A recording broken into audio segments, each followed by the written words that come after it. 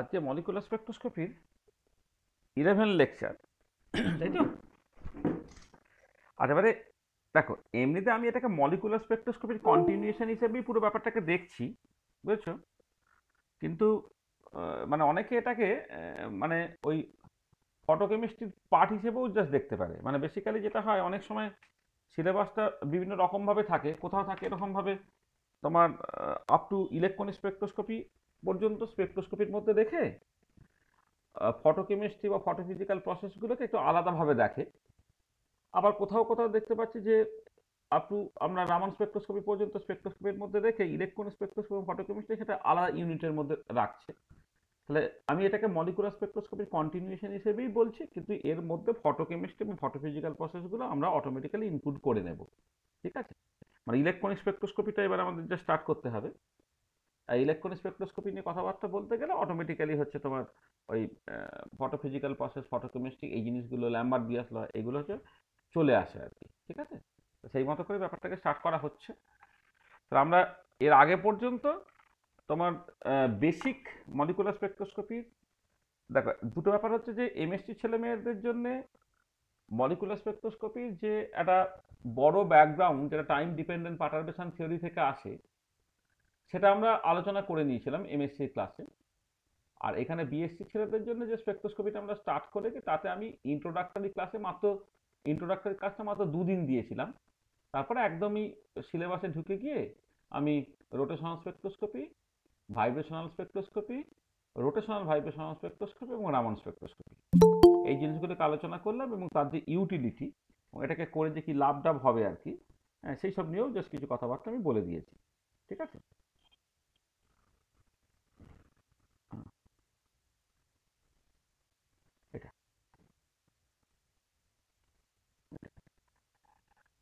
হয়তো তোমার একটু এমএসসির জন্য পড়ালে আমাদের ইন্ট্রোডাক্টরি ক্লাসে আরও বেশ কিছু কিছু ক্লাস দেওয়া উচিত ছিল। মানে আমাদের ব্রডেনিং নিয়ে খুব ডিটেইলড ডিসকাশনের একটা সুযোগ ছিল আর কি, সেটা হয়তো 2-3টে ক্লাসে করা যেতে পারতো। বা তোমার এই যে শেপটা, কোনো একটা স্পেকট্রাল যে শেপটা, যেটা হয়তো অ্যাপারেন্টলি দেখে গাউসিয়ান টাইপের দেখতে লাগছে কিন্তু সবসময় গাউসিয়ান নয়, কখনো লরেঞ্জিয়ান হতে পারে, এই জায়গাগুলো, এইটা একটা ডিসকাশনের নিশ্চয়ই জায়গা আছে।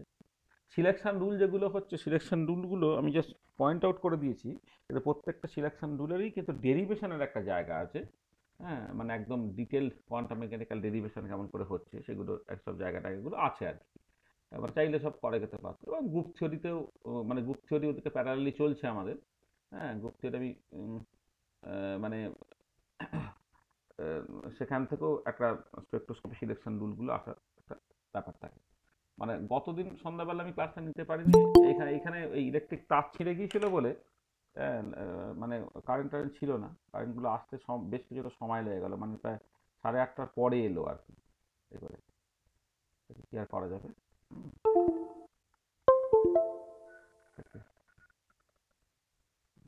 জয়েন করে যাচ্ছে। আচ্ছা দেখো, তাহলে আমরা শুরু করি নাকি?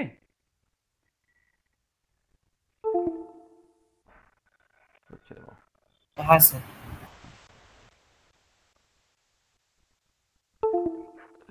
ট্যাং ট্যাং ট্যাং করে আওয়াজ হয়ে যাচ্ছে কেন মাঝে মাঝে?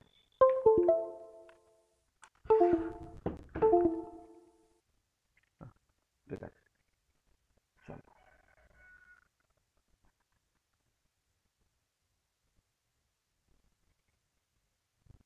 দেখো আমি আসলে কি চাইছি, মানে আচ্ছা আমি আজকে কি পড়াবো একটুখানি বলে নিই, কোথায় গেল এগুলো।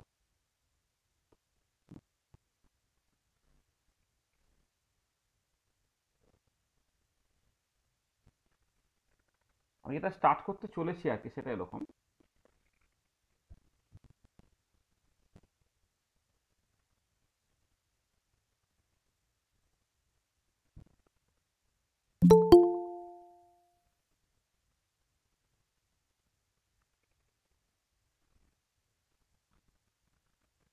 হুম, দেখো আমি যেটা নিয়ে আলোচনা করতে চলেছি সেটা হচ্ছে basically electronic spectroscopy and photochemistry. Electronic spectroscopy and ফটোকেমিস্ট্রি।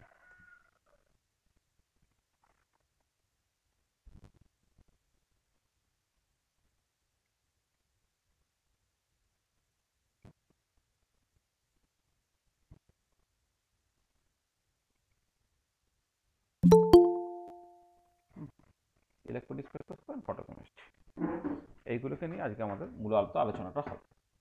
Right. আচ্ছা, আজকে স্পেশালি আমি যেটা আলোচনা করবো সেটা হচ্ছে ফটোকেমিস্ট্রি, সেই পার্টটা। আচ্ছা, এবার এইটা বুঝতে গেলে তুমি শুরুটা করে এরকম একটা জায়গা থেকে, ধরো তুমি একটা স্যাম্পেল নিলাম। স্যাম্পেল মানে হচ্ছে তোমার, বা অন্যভাবে বললে এইভাবে বলি আর কি, ধরো এম একটা মলিকুল, ধরো এম হচ্ছে, এটা হচ্ছে a molecule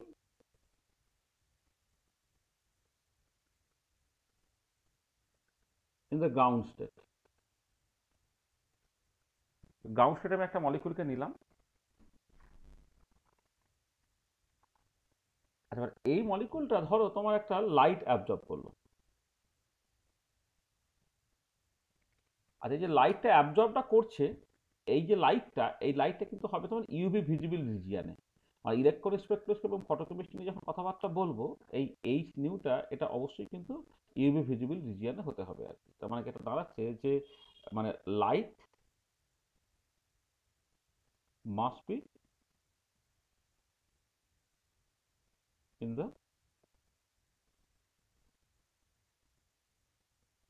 UV visible region. মানে ইলেকট্রন স্পেকট্রোস্কোপি এবং ফটোকেমিস্ট্রি নিয়ে কিন্তু কথাবার্তা হচ্ছে, লাইটটা কিন্তু ইউভি ভিজিবল রিজিয়ানের মধ্যে হতে হবে। আচ্ছা, ইউভি ভিজিবল রিজিয়ানের ল্যামডাটা তুমি জাস্ট অ্যাপ্রক্সিমেটলি এই 200 থেকে 800 ন্যানোমিটার, এই জায়গাটা আমাদের মূলত এমফ্যাসিসের জায়গা। হ্যাঁ, মানে 200 থেকে 800 ন্যানোমিটার এর মধ্যে আমি রাফলি কথাবার্তা বলবো। হয়তো ইউভি ভিজিবল রিজিয়ন মানে ভিজিবল রিজিয়ন তো 400 থেকে 800 ন্যানোমিটার বলি, তো তাহলে এক্সট্রিম যে ওয়েভলেন্থের যে লংগেস্ট ভ্যালুটা রেড লাইট, সেখানে 800 ন্যানোমিটারের মতো। আর এদিকে 400টা হচ্ছে মোটামুটি ব্লু লাইটের কাছাকাছি। এবার তার থেকেও আরও বেশ কিছুটা বেশি এনার্জি, যেটা বেসিক্যালি আলট্রাভায়োলেট রিজিয়নের মধ্যে পড়ে, সেই জায়গাটা আমরা আলোচনা করছি। হয়তো আলট্রাভায়োলেট রিজিয়নটা আরও মানে ওয়েভলেন্থটা আরও শর্ট হয়তো হতে পারতো, কিন্তু সেই জায়গাগুলোকে নিয়ে আমরা ইন্টারেস্টেড হব না। আমরা মূলত হচ্ছে 200 থেকে 800 ন্যানোমিটার এই জায়গা থেকে নিয়ে জাস্ট ইন্টারেস্টেড হবো, কারণ এই ওয়েভলেন্থের যে করসপন্ডিং লাইট সোর্স, সেটা আমাদের পক্ষে খুব কমন। তাহলে আমাদের লাইটটাকে আমরা জাস্ট মোটামুটিভাবে এই রিজিয়নের মধ্যে রাখি। আর এবারে লাইট অ্যাবজর্ব করে সে কি করছে না, সে বেসিক্যালি এক্সাইটে সেরে যাচ্ছে। তার মানে এই জায়গাটা হচ্ছে যে molecule in the electronically excited state.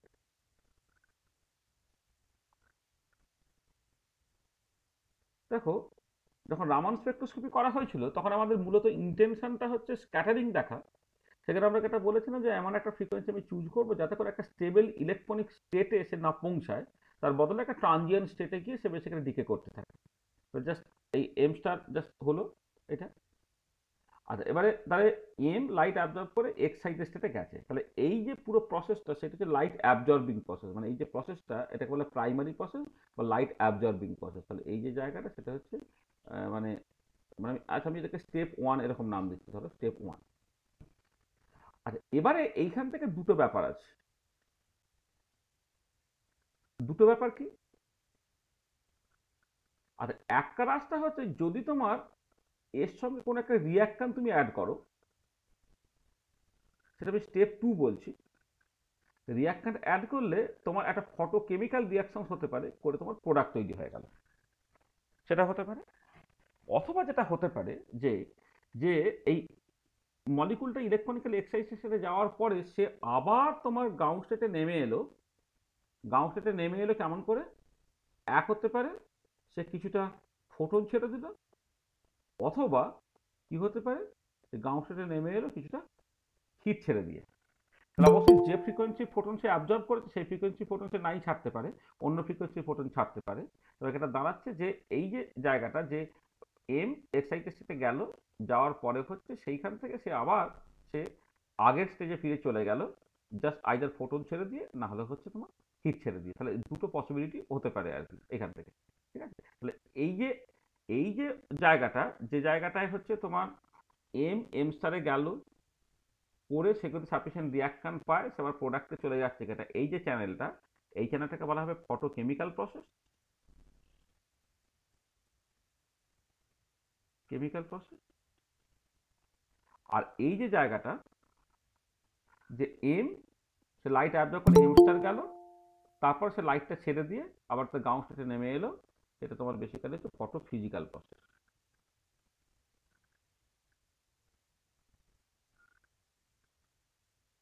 একটা হচ্ছে ফটো কেমিক্যাল প্রসেস, একটা হচ্ছে তোমার ফটো ফিজিক্যাল প্রসেস।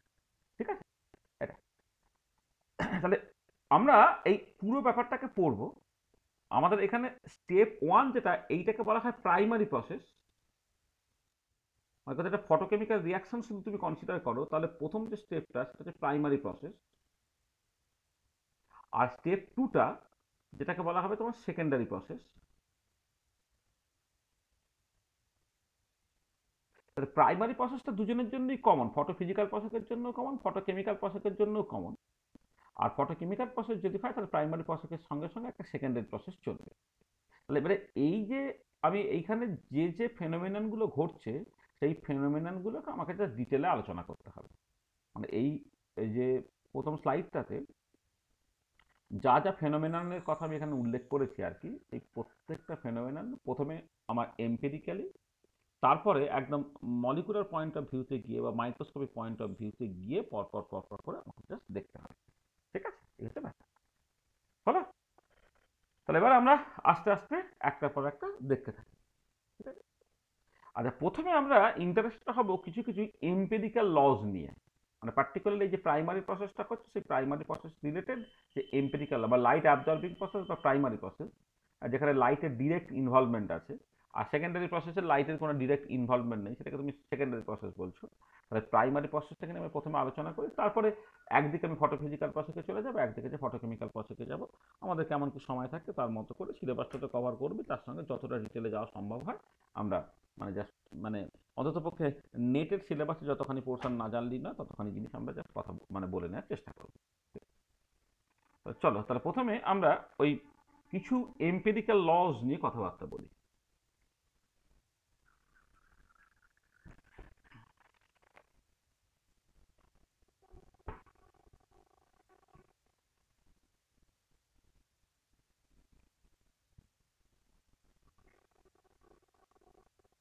এম্পিরিক্যাল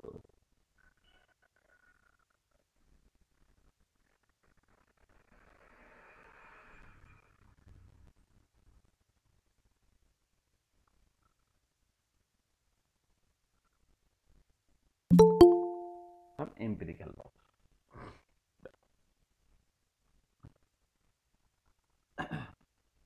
তোমার প্রথম যে লগুলো দরকার, মানে যাকে বলে বেসিক ল অফ ফটোকেমিস্ট্রি, সেইটা আমরা একটুখানি বলে নিই, তারপরে সেখান থেকে ল্যাম্বার্ট বেস লয় যাবো। তাহলে প্রথম যেটা আমরা ভাববো সেটা হচ্ছে টু বেসিক লজ অফ ফটোকেমিস্ট্রি।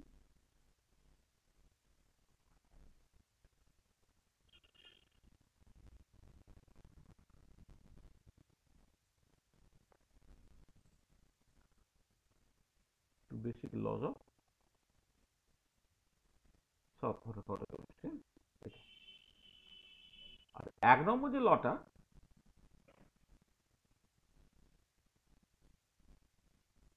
সেটাকে বলা হচ্ছে গ্রথাস ড্র্যাপার ল।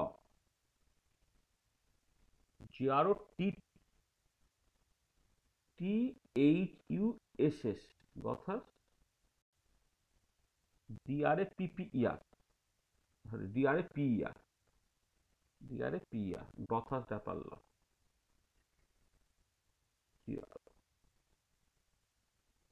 এইটা একটা ল, সেটা নিয়ে প্রথমে আলোচনা করি, তারপরে আমরা আরেকটা আইনস্টাইন, আরেকটা ল আছে বলে স্টার্ক আইনস্টাইন ল, সেটা নিয়ে কথাবার্তা বলবো।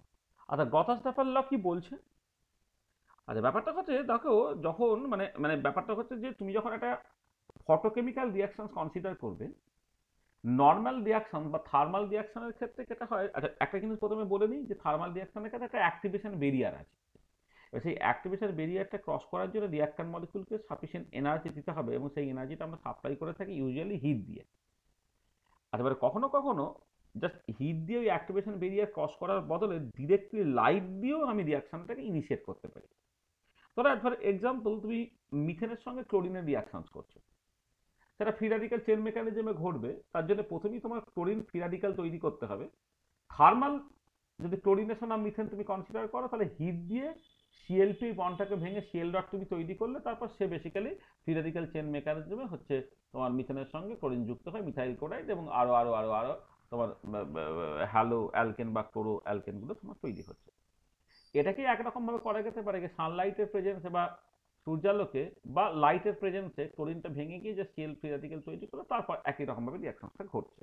তাহলে একবার হতে পারে রিঅ্যাকশনটাকে ইনিশিয়েট করছো তুমি হিট দিয়ে, আর একবার হতে পারে রিঅ্যাকশনটাকে তুমি ইনিশিয়েট করছো হচ্ছে লাইট দিয়ে। তাহলে আমি এখানে লাইট ইনডিউসড রিঅ্যাকশনগুলো নিয়ে কথাবার্তা বলছি, সেই সংক্রান্ত যে দুটো ফান্ডামেন্টাল ল বা বেসিক ল আছে সেটা একটুখানি বলে নেওয়া যায়।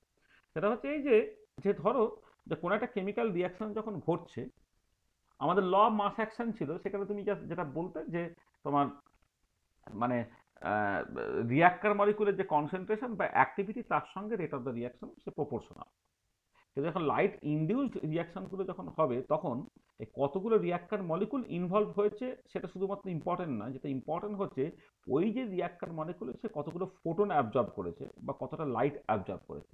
তাহলে অ্যাকচুয়ালি কতখানি তুমি অনেক বেশি লাইট দিতে পারো, কিন্তু actually rate of the reaction নির্ভর করবে হচ্ছে যে কতখানি লাইট অ্যাকচুয়ালি তোমার রিয়াক্টর মলিকুলগুলো অ্যাবজর্ব করেছে। সেই মতো করেই হচ্ছে কথাটাপার ল, যেটা তোমায় বলছে যে only those radiations which are actually absorbed by the reacting system or the reacting molecules are effective in producing chemical change. তাহলে কি বলা হচ্ছে, only those part of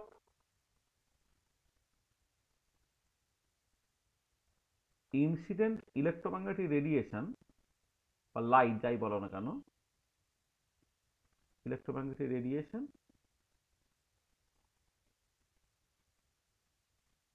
which is actually absorbed by the reacting system is responsible but is effective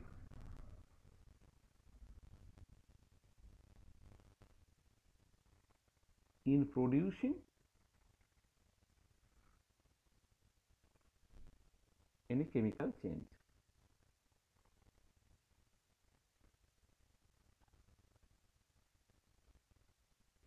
Only those part of electromagnetic incident electromagnetic radiation which is actually absorbed by the reactive system is effective in producing any chemical change. মানে তুমি light অনেক বেশি দিতে পারো, অনেক বেশি reactant molecule থাকতে পারে, কিন্তু rate of the reactions basically তার উপরে নির্ভর করবে না, নির্ভর করবে সেইটুকু পার্টের উপরে যে পার্টটা অ্যাকচুয়ালি হচ্ছে তোমার অ্যাবজর্ব হচ্ছে। এবং পরবর্তীকালে দেখবে যখন তাদের কাইনেটিক্স লিখবো, এই প্রথম স্টেপটা যেটা প্রাইমারি প্রসেস, তার জন্য রেটটাকে লিখে দিতে হয় just this is proportional to I absorb, মানে ইন্টেন্সিটি অফ অ্যাবজর্ব লাইট। এখানে জাস্ট ল মাস অ্যাকশন অনুযায়ী জাস্ট রিয়াক্ট্যান্ট কতটা রইলো বা উল্টো দিকে আমি কতটা বেশি ফোটন দিচ্ছি তার উপরে কিন্তু জিনিসটা নির্ভর করছে। আর এইখানে একটা জিনিস বলি যে যে এই যে ল তার রিভার্সটা কিন্তু সত্যি না। মানে মানে একটা রিয়াক্ট্যান্ট প্রোডাক্টে ট্রান্সফর্ম হতে গেলে বা কোনো একটা কেমিক্যাল চেঞ্জ হতে গেলে তাকে ফোটন অ্যাবজর্ব করতেই হচ্ছে, কিন্তু লাইট বা ফোটন বা লাইট অ্যাবজর্ব করতেই হচ্ছে, কিন্তু লাইট অ্যাবজর্ব করছে মানেই যে কেমিক্যাল চেঞ্জটা করবে সেটা কিন্তু সত্যি না। তাই জন্য একটা পয়েন্ট এখানে বলে রাখি, হ্যাঁ, the reverse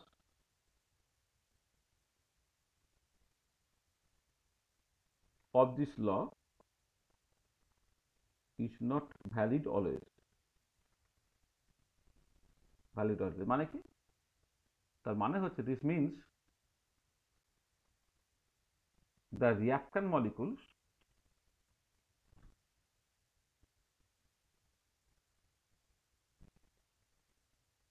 which have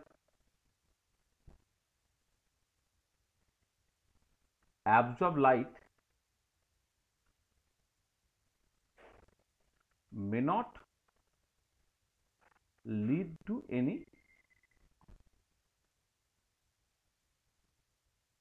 chemical change. মানে কেমিক্যাল চেঞ্জ হতে গেলে তোমার লাইটটাকে অ্যাবজর্ব করতেই হবে, কিন্তু লাইট অ্যাবজর্ব করলো মানেই যে কেমিক্যাল চেঞ্জটা করবে সেরকম না। সেটাই বলা হচ্ছে the reverse of this law is not valid always. This means the reactant molecules which have absorb light may not lead to any chemical change. আচ্ছা কি হয়, যেটা হতে পারে হচ্ছে, দেখো এই ছবিতে মানে এইখানে যে ডায়াগ্রামটা এঁকেছি সেখান থেকে এটা পরিষ্কার যে লাইটটা অ্যাবজর্ব করে এমস্টার হলো, এমস্টার মানে সে কেমিক্যাল চেঞ্জ করবে বা ফটোকেমিক্যাল প্রসেসের থ্রু দিয়ে যাবে সেরকম নয়। এমস্টার সে কিন্তু আবার ওই লাইটটা ছেড়ে দিয়ে, হ্যাঁ, বা হিটটাকে ছেড়ে দিয়ে সে কিন্তু তোমার ফটোফিজিক্যাল প্রসেসের থ্রু দিয়ে মানে আবার এমএতে ফিরে যেতে পারে। মানে এটা হচ্ছে যে মানে excited reacting molecule may decay its energy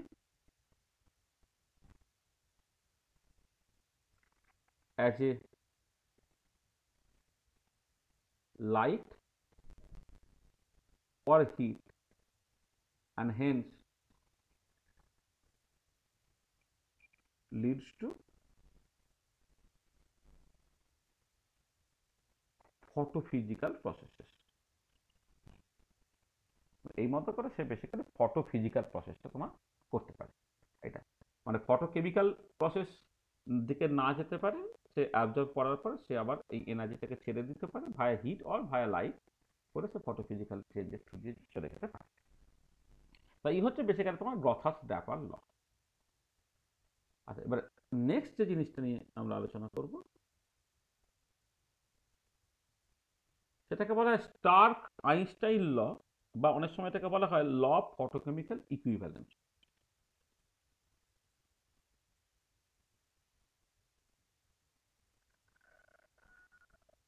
Starc Einstein law or law of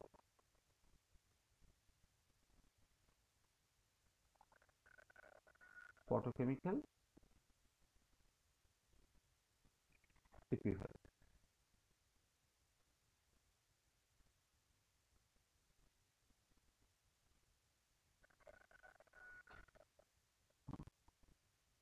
দেখো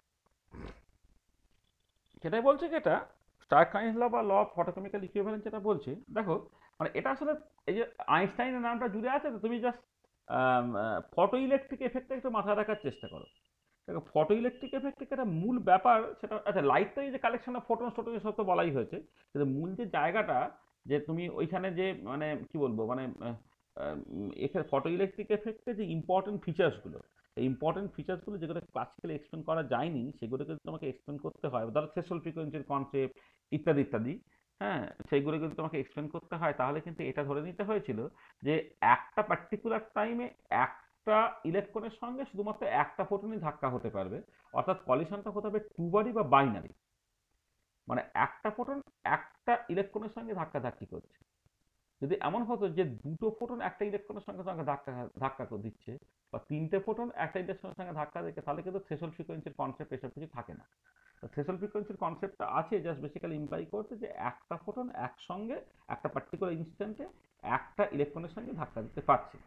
আর এখানেও ঠিক একই রকম ব্যাপার যে এই কনসেপ্টটা জাস্ট মলিকুলের ক্ষেত্রে অ্যাপ্লাই করা হলো, মলিকুলও জাস্ট ইলেকট্রনের মতো রকম একটা টাইনি অবজেক্ট, সেইখানে যখন ফোটনের সঙ্গে ধাক্কাধাক্কি হচ্ছে ধরে নেওয়া হচ্ছে যে ধাক্কাটা বেসিক্যালি টু বডি বা বাইনারি। তার মানে এটা দাঁড়াচ্ছে যে যে যে মানে কোন একটা মানে মানে কোন একটা পার্টিকুলার মলিকুল কোন একটা ইনস্ট্যান্টে কেবলমাত্র একটা ফোটনই অ্যাবজর্ব করবে। ঠিক আছে, তাহলে এটাই বেসিক্যালি স্টার্ক আইনস্টাইন বা ল অফ ফটোকেমিক্যাল ইকুইভ্যালেন্স। তার মানে এটা কি বলা হচ্ছে, ইচ মানে এটা স্টেটমেন্টটা এইভাবে তুমি লিখতে পারো, each light absorbing molecule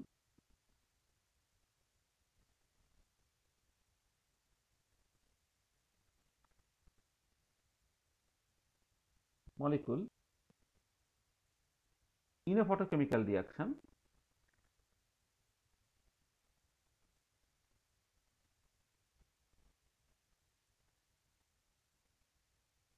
absorbs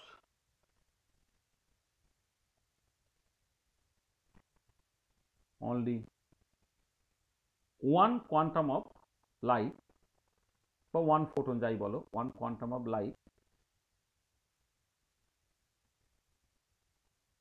one quantum of light at a time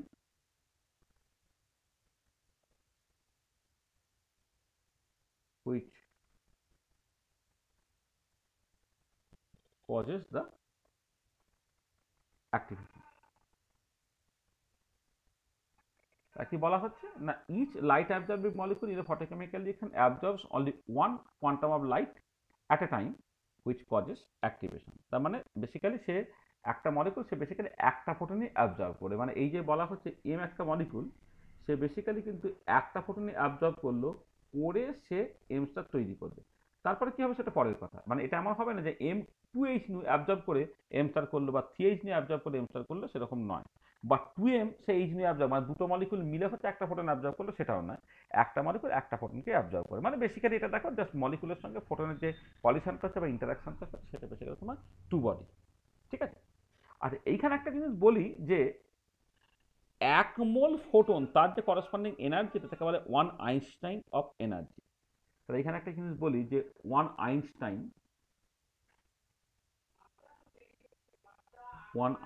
of energy,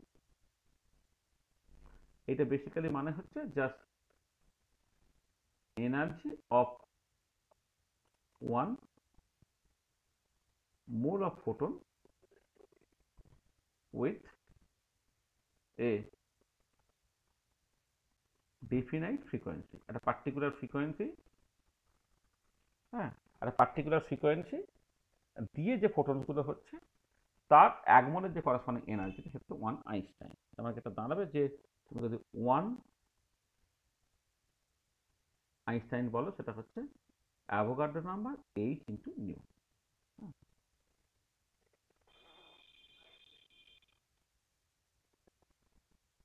তার মানে এটা একটা কনস্ট্যান্ট ভ্যালু নেই, সেটা অবশ্যই ফ্রিকোয়েন্সির উপরে নির্ভর করবে। মানে তুমি জাস্ট এন এ এবং এই এটাকে তুমি একসাথে গুণ করে দিতে পারো, একটা কনস্ট্যান্ট ভ্যালু কিন্তু, মানে যেখানে এন এটা হচ্ছে অ্যাভোগাড্রো কনস্ট্যান্ট।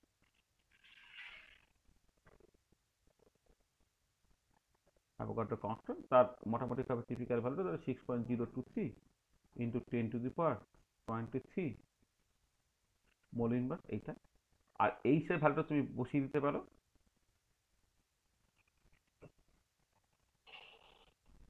প্লাঙ্ক কনস্ট্যান্ট, যার ভ্যালুটা হচ্ছে তোমার মোটামুটি 6.626 ইন্টু 10⁻34 জুল সেকেন্ড। এবারে পরে নিউমেরিক্যাল প্রবলেম বা এই ধরনের কম্পিটিটিভ এক্সামে করার জন্য তুমি এটা করতে পারো যে এই এন এ এবং এইচ এটাকে গুণ করে একসাথে দেখে দাও, শুধু ফ্রিকোয়েন্সিটা তোমার রয়ে গেল, হ্যাঁ, মানে ফ্রিকোয়েন্সিটা তোমার সেকেন্ড ইনভার্স হার্ট যে তোমার রয়ে গেল, শুধু ফ্রিকোয়েন্সিটাকে বসালে বাকি কাজটাকে তুমি করে ফেলতে পারো। ঠিক আছে, এটা তুমি ধরো যদি মানে আমি একটুখানি লিখে দিই, তাহলে এটা যদি তুমি বসিয়ে দাও, ধরো এই যে এন এ এবং এইচ এই দুটোকে যদি তুমি গুণ করো তাহলে কি দাঁড়াবে, যেটা দাঁড়াবে দেখো তোমার এই 6.023 তার সঙ্গে হচ্ছে 6.626, এটা তুমি গুণ করে নিলে তোমার যেটা দাঁড়াবে 39 এই ধরো 9-এর মতো, এইটা 91-এর মতো ইন্টু 10⁻⁻, দেখো এখানে 23 আর এখানে 34, মানে 10⁻11 হলো ইন্টু তোমার নিউ, এটা বললেই হবে, যেখানে আচ্ছা এইটা হচ্ছে তোমার পুরো এনার্জিটা জুলে বেরোবে, আর where nu will be in the unit of second inverse or hertz. তুমি নিউটাকে যদি সেকেন্ড ইনভার্স বা হার্জে নাও তাহলে দেখো এখানে কি হবে, একটা জুল পার মোল হবে, সরি এটা, তাহলে এটা হচ্ছে তুমি অ্যাভোগাড্রো নাম্বারটাকে মোল ইনভার্স লিখলে, প্লাঙ্ক কনস্ট্যান্টকে জুল সেকেন্ড লিখলে, আর ফ্রিকোয়েন্সিটা সেকেন্ড ইনভার্স লিখলে, তাহলে সেকেন্ড ইনভার্স কেটে চলে গেল, তাহলে জুল পার মোল, তাহলে তোমার উত্তরটা বেরোবে জুল পার মোলে। তাহলে দেখো এইভাবে লিখে ফেলে একটা সুবিধা, তুমি ফ্রিকোয়েন্সিটা in the unit of centimetre inverse just বসিয়ে দাও, বসিয়ে দিয়েই কিন্তু তুমি পুরো জিনিসটাকে করে ফেলতে পারছো। ঠিক আছে, তাহলে 1 আইনস্টাইন অফ এনার্জি কি সেটাকে জাস্ট দেখে নিতে পারছো। তাহলে এই যে ফটোকেমিস্ট্রিকে যে মূল দুটো ল, একটা হচ্ছে গথাস-স্টাফার ল, একটা হচ্ছে স্টার্ক-আইনস্টাইন ল, এই দুটো ল জাস্ট আমরা একটুখানি বললাম।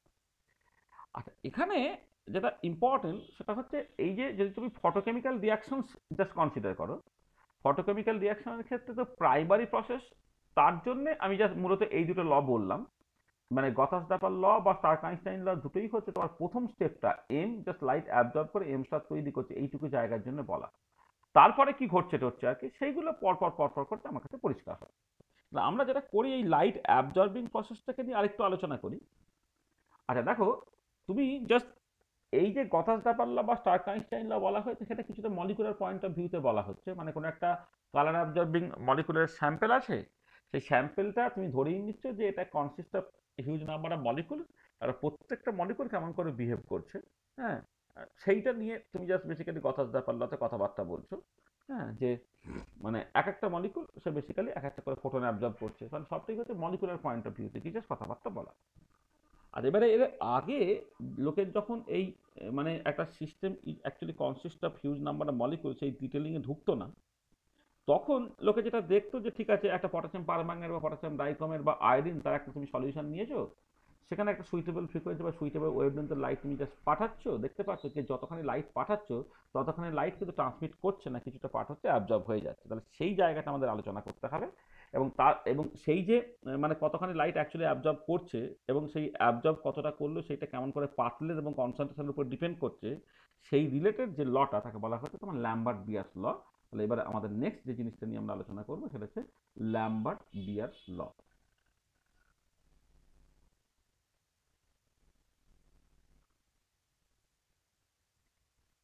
ল্যাম্বার্ট বিয়ার্স ল,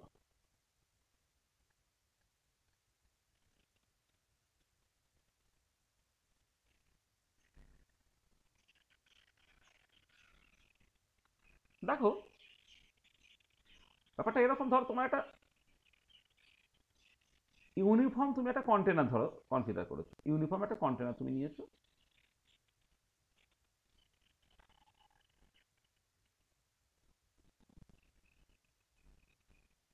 আর এর মধ্যে তুমি একটা স্যাম্পেল নিয়েছো, স্যাম্পেল মানে কালার অ্যাবজর্বিং স্পিসিস, যে ইউভি ভিজিবল রিজিয়নে লাইট অ্যাবজর্ব করতে পারে সেরকম কোন একটা স্যাম্পেল তুমি জাস্ট নিয়েছো, মানে potassium permanganate, potassium dichromate, iodine, যেগুলো বেসিক্যালি কালার সাবস্টেন্স আর কি, সেগুলো তুমি ধরো নিয়েছো। আর এবারে আমি যেটা করলাম যে তোমার একটা হতে পারে এই যে স্যাম্পেলটা, সেই স্যাম্পেলটা পিওর অবস্থায় নিতে পারো তুমি, মানে এই স্যাম্পেলটা প্রথমে ধরো তুমি পিওর অবস্থায় নিয়েছো, তারপরে হতে পারে স্যাম্পেলটার অ্যাকোয়াস সলিউশন নিয়েছো, মানে কিছু কিছু হয়তো কম্পাউন্ড আছে সেটা লিকুইড অবস্থাতে থাকতে পারে, সলিড অবস্থাতে থাকতে পারে, যারা বাই ডিফল্টই হচ্ছে কালার্ড, হ্যাঁ, তো সেই টাইপের কোনো একটা কালার্ড স্যাম্পেল তুমি নিয়েছো, তারপরে সলিউশন একদম পিওর স্যাম্পেল তুমি নিয়েছো, পিওর লিকুইড অবস্থা বা পিওর সলিড অবস্থায় তুমি জাস্ট ধরো এটাকে নিয়েছো। আচ্ছা এবার একটা লাইট ঢুকছে, আচ্ছা যে লাইটটা ঢুকছে তার ধরে নাও ইন্টেন্সিটি হচ্ছে আই অ্যাবজর্ব, মানে ইন্টেন্সিটি অফ অ্যাবজর্ব লাইট, এখানে একটা আই লিখলাম, এটা intensity of transmitted light, sorry এটা এটা হচ্ছে এক সেকেন্ড, অ্যাবজর্ব লাইটটা ভুল বলা হচ্ছে, এটা হচ্ছে তোমার ইনিশিয়াল ইন্টেন্সিটি আই জিরো, এটা হচ্ছে আই জিরো, আর যে লাইটটা ট্রান্সমিট করছে তার ইন্টেন্সিটি ধরে নাও তোমার আই, ঠিক আছে। আচ্ছা এবারে তুমি যেটা করলে যে এইখানে তুমি জাস্ট এই যে এটাকে কতকগুলো ছোট ছোট স্লাইডে তুমি জাস্ট ভেঙে নাও,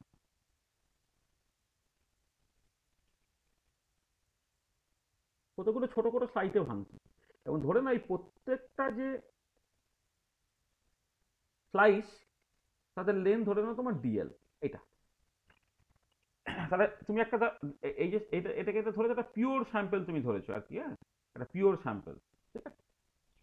তাহলে তা যদি হয় তাহলে এটা দেখতে পাচ্ছ যে এই কতখানি amount of light actually absorb হয়েছে, সেইটাকে তুমি দেখতে চাও, তাহলে এটা দেখতে পাওয়া যাচ্ছে যে এই কতখানি ফ্র্যাকশন অ্যাকচুয়ালি অ্যাবজর্ব, মানে ইন্টেন্সিটি, মানে আই জিরোটা ইন্টেন্সিটি, আই ইন্টেন্সিটি কমে যাচ্ছে, কমে গেলে একটা ছোট্ট ছোট্ট জায়গার মধ্যে তোমার যদি ইন্টেন্সিটি ড্রপ যেটা করলো সেটা হচ্ছে ডিআই, তাহলে কতখানি ফ্র্যাকশন অফ ইন্টেন্সিটি ড্রপ হচ্ছে মাইনাস ডিআই বাই আই, এটা নাকি অ্যাকচুয়ালি প্রপোর্শনাল টু ডিএল, অথবা তুমি বলতে পারো এটাকে just minus DI by DL,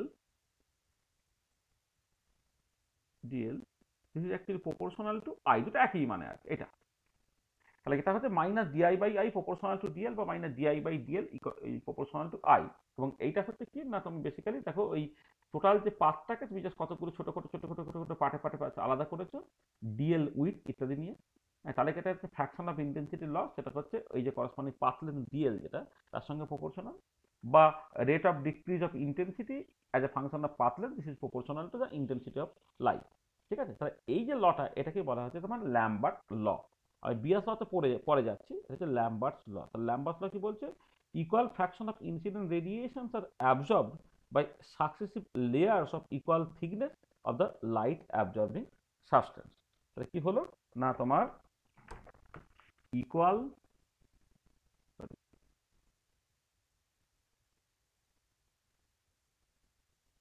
fraction of the, মানে এইখান থেকে যদি বলো equal fraction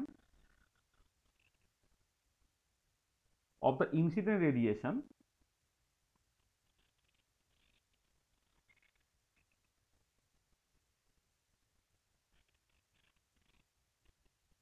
equal fractions of the incident radiation are absorbed by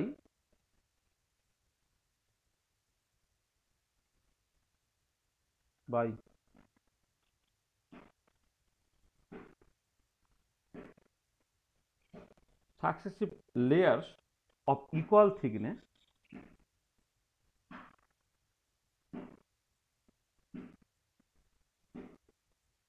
of the light absorbing substance.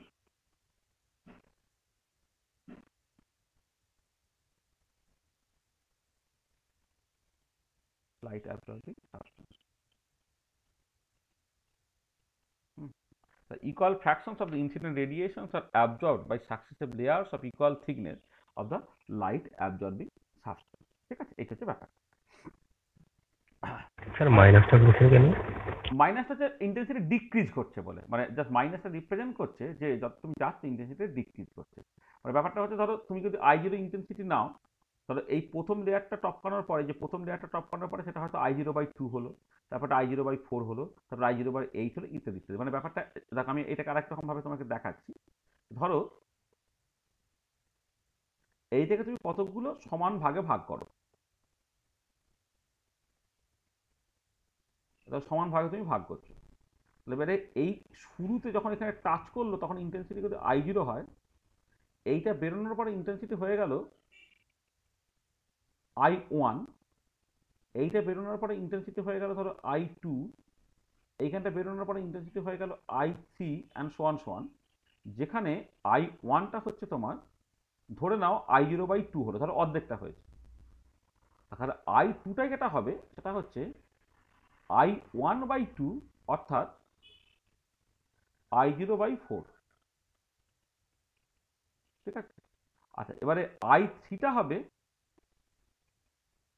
I2/2, তার মানে I0/8 অ্যান্ড সো অন। মানে এই যে বলছে সো অন হয়ে গেল।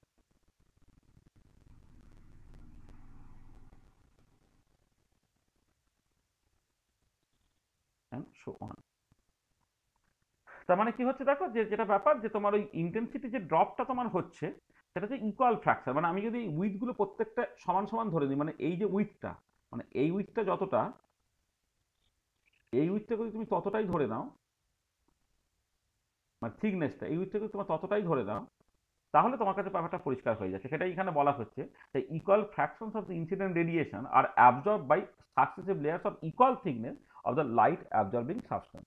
মানে জাস্ট এই উইথগুলো যদি ধরো স্মল এল করে তুমি যাও, তাহলে জাস্ট ওই এই অতখানি পাথ লেন যাওয়ার পরে ইন্টেন্সিটি যদি আগের থেকে অর্ধেক হয়, তার পরের পাথ লেনটা জাস্ট তার অর্ধেকটা হবে, তার অর্ধেকটা হবে, তার অর্ধেকটা হবে, এইরকমভাবে তোমার জিনিসটা চলবে। তাহলে এই যে লটা, এইটা বেসিক্যালি তোমার ল্যাম্বার্টস ল। তাহলে এইটা যেটা হলো সেটা হচ্ছে তোমার অ্যাকচুয়ালি বিয়ার এখন আসেনি, ল্যাম্বার্টস ল।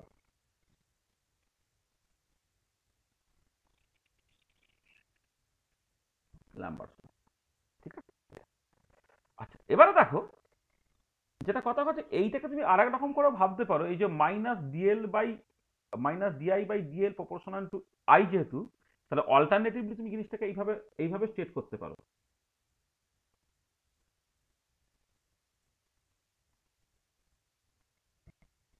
অল্টারনেটিভলি কিন্তু এইভাবে স্টেট করতে পারো, সেটা হচ্ছে এই যে the rate of decrease of intensity, rate of decrease of intensity with thickness of the medium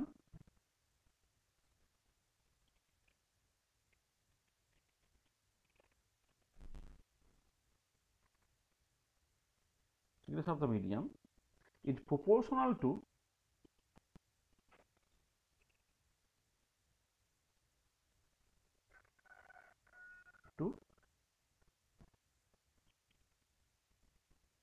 proportional to the intensity of radiation.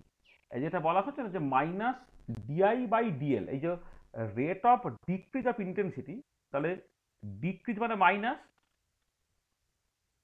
Decrease of intensity car function, as a function of thickness DL, this is actually proportional two কি না I. এই ঠিক আছে, তাহলে এই যে স্টেটমেন্টটা, এই স্টেটমেন্টটাই বেসিক্যালি তোমার ল্যাম্বার্টস ল। ল্যাম্বার্টস লটাকে তুমি just minus DI by I proportional to D L সেই দিকেও ভাবতে পারো, অথবা minus DI by D L proportional to I এইরকমভাবেও ভাবতে পারো। মানে এখানে যে স্টেটমেন্টটাকে দিয়েছি, এই স্টেটমেন্টটা বেসিক্যালি এই জায়গা থেকে যে equal fractions of incident radiation, যে ফ্র্যাকশন মানে dI by I, minus DI by I is proportional to dl, এটা যেমন বলেছি ঠিক একই রকমভাবে তুমি এইরকমভাবে জিনিসটাকে লিখতে পারো। এটা হচ্ছে ল্যাম্বার্টস ল। আচ্ছা দেখো, এই যে ল্যাম্বার্টস লটা তুমি এখানে বললে, সেটা হচ্ছে যে ল্যাম্বার্টস লটা তোমার মানে ইউজুয়ালি যখন ইন্ট্রোডিউসড হয়েছিল, সেই ল্যাম্বার্টস লটা তোমার একটা মানে পিওর কালার অ্যাবজর্বিং স্পিসিস, তার জন্য ওটা তোমার বেসিক্যালি তুমি ইউজ করতে পারছো। একটা পিওর মানে একটা হয়তো সলিউশন তুমি নিয়েছো, মানে সলিউশন বলছি একটা লিকুইড তুমি নিয়েছো, যে লিকুইডটা হচ্ছে একটা pure colour absorbing species content করছে, বা কোনো একটা সলিড কোনো একটা কিছু নিয়েছো, মানে ইউনিফর্ম সলিড তুমি নিয়েছো যেটা বেসিক্যালি কালার বা লাইট অ্যাবজর্ব যেটা করতে পারে এরকম আর কি। এবং এই ল্যাম্বার্টস লয় তার বেসিক্যালি কোনো ভেরিফিকেশন, তার কোনো ভায়োলেশন নেই, মানে ল্যাম্বার্টস ল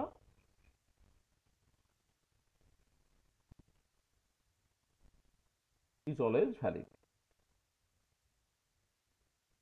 ল্যাম্বার্টস লটা কিন্তু তোমার অলওয়েজ ভ্যালিড, এটা তোমার মাথায় রাখতে হবে, ঠিক আছে?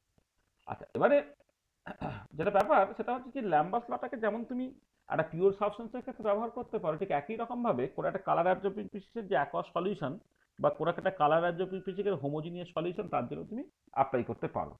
মানে এইটা হচ্ছে মানে can be applied to a pure colour absorbing species,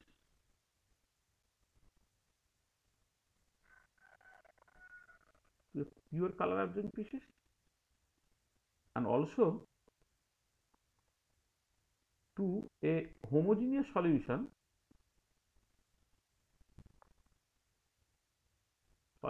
of color absorbing species।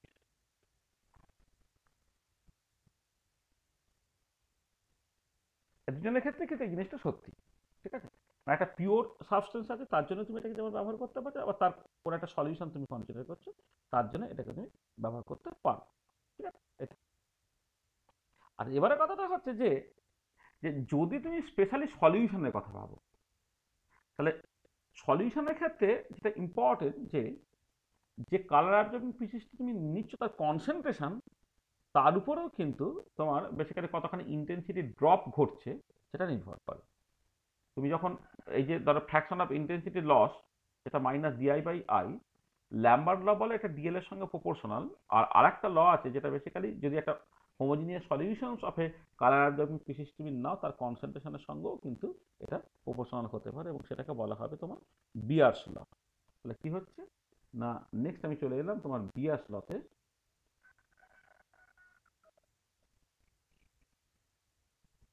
এটা হচ্ছে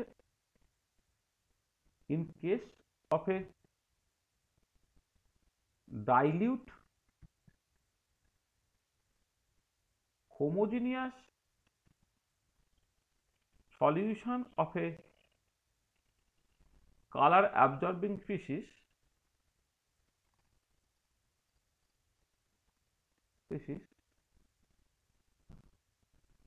the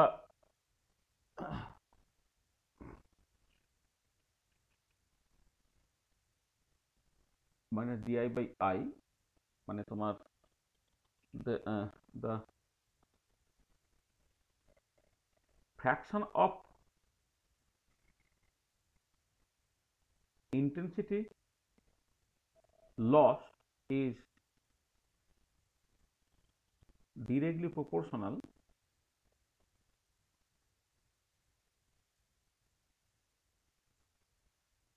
to the concentration of the light absorbing species.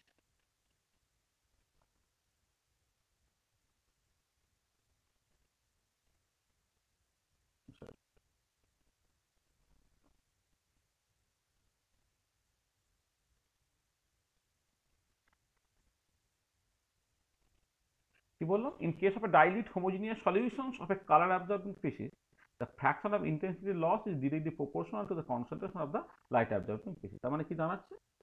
দাঁড়াচ্ছে তুমি যদি মাইনাস ডিআই বাই আইটাকে করো, এটা ফ্র্যাকশন অফ ইন্টেন্সিটি লস, এটা অ্যাকচুয়ালি প্রপোর্শনাল টু হয়ে গেল তোমার কনসেন্ট্রেশন।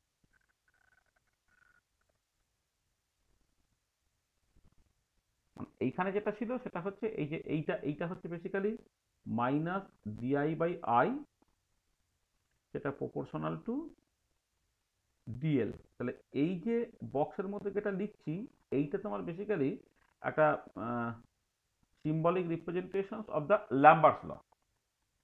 আর এইখানে যেটা তুমি করলে সেটা বেসিক্যালি হচ্ছে সিম্বলিক রিপ্রেজেন্টেশন অফ দ্য বিয়ার্স ল। তাহলে দেখো, তাহলে তুমি যখন একটা homogeneous dilute homogeneous solution of A colour absorbing species তুমি কনসিডার করছো, তার ক্ষেত্রে যেমন একটা পাথ লেন্থের ব্যাপার আছে, মানে বেসিক্যালি যে ইনসিডেন্ট রেডিয়েশনটাকে পাঠানো হলো বা যে ফোটনটাকে পাঠানো হলো, সে কতটা বেশি লেন্থ কভার করছে সেটা যেমন important, at the same time কতটা কনসেন্ট্রেশন তার উপরেও জিনিসটা নির্ভর করছে। এবং দেখো যে ইন্টেন্সিটিটা কেন কমছে, কমছে তার কারণটা হচ্ছে ফোটনটা অ্যাবজর্ব হয়ে যাচ্ছে বলে। আর কত বেশি ফোটন অ্যাবজর্ব হবে সেটা কিসের উপর নির্ভর করবে? অবভিয়াসলি যে ফোটন অ্যাবজর্ব হতে গেলে তোমার মলিকুলগুলোর সঙ্গে মানে কি বলবো, ধাক্কা মেরে মেরে মেরে মেরে যেতে হবে, তবে সে অ্যাবজর্ব হবে। আর এবারে মলিকুলের সঙ্গে যখন ধাক্কা হওয়ার কথা যখন এসেই গেল, তাহলে কত বেশি ধাক্কা হবে সেটা কিসের উপর নির্ভর করবে? অবভিয়াসলি ফোটনটা কতটা বেশি পাথ কভার করছে তার উপরে নির্ভর করবে, আর কত বেশি কনসেন্ট্রেশন তার উপরে নির্ভর করবে। তার মানে যেহেতু ফোটনের সঙ্গে মলিকুলের ধাক্কা, তার সংখ্যাটা তোমার বেসিক্যালি কতটা পাথ কভার করছে তার সঙ্গে প্রপোর্শনাল, এবং কনসেন্ট্রেশন তার সঙ্গে প্রপোর্শনাল। সেই জন্য আলটিমেটলি এই ফ্র্যাকশন অফ ইন্টেন্সিটি ডিক্রিজ যেটা, সেটা যেমন ডিএল এর সঙ্গে প্রপোর্শনাল, তেমন সি এর সঙ্গে প্রপোর্শনাল হচ্ছে। তাহলে দুটোকে কম্বাইন করে তুমি কেমন করে লিখতে পারবে? তাহলে কম্বাইন্ড ল্যাম্বার্ট গিয়াস লটা তাহলে কি হলো? কম্বাইন্ড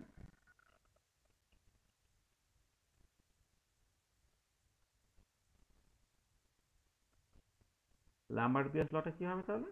জাস্ট দেখো, তুমি একবার লিখে ফেললে মাইনাস ডিআই বাই আই, এটা প্রপোর্শনাল টু কনসেন্ট্রেশন আছে এবং ডিএল এর সঙ্গে প্রপোর্শনাল, অথবা মাইনাস ডিআই বাই আই, এটাকে ধরে নাও তোমার কে সি ইন্টু ডিএল, এইরকম ভাবে লিখলাম, যেখানে কে একটা তোমার প্রপোর্শনালিটি কনস্ট্যান্ট। তার এখন নামটা কিছু আমি দিচ্ছি, যেখানে কে ইজ এ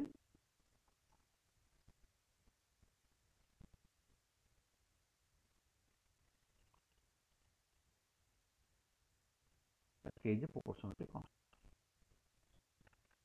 আর এবার এখানে একটা জিনিস দেখো, যে তুমি এই ডিআই বাই আই সেটা মাইনাস কে সি ডিএল করো। ধরো যদি এরকম হতো যে এই যে তুমি স্যাম্পেলটাকে কনসিডার করছো,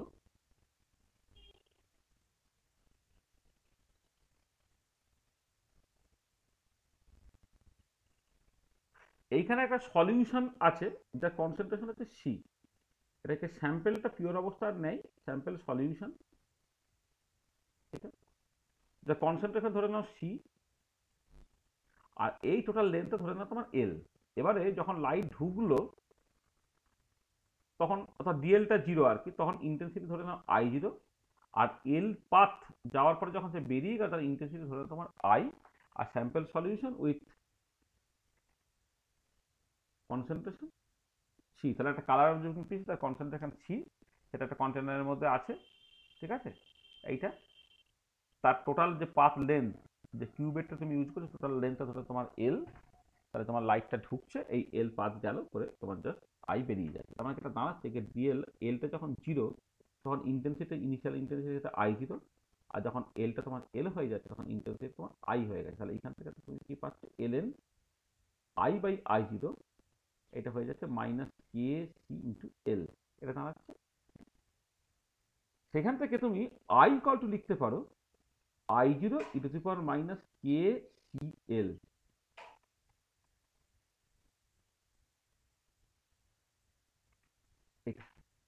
তার মানে কি হচ্ছে দেখো, যেটা দাঁড়াচ্ছে যে ইন্টেন্সিটিটা কি কনসেন্ট্রেশন বা কি পাথ লেন্থ তার সঙ্গে সে বেসিক্যালি এক্সপোনেনশিয়ালি ডিকে করছে, মানে intensity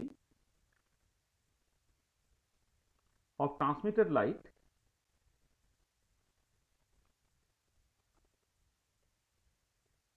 light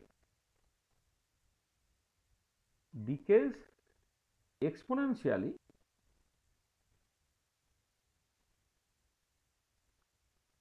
with the concentration of the color absorbing species as well as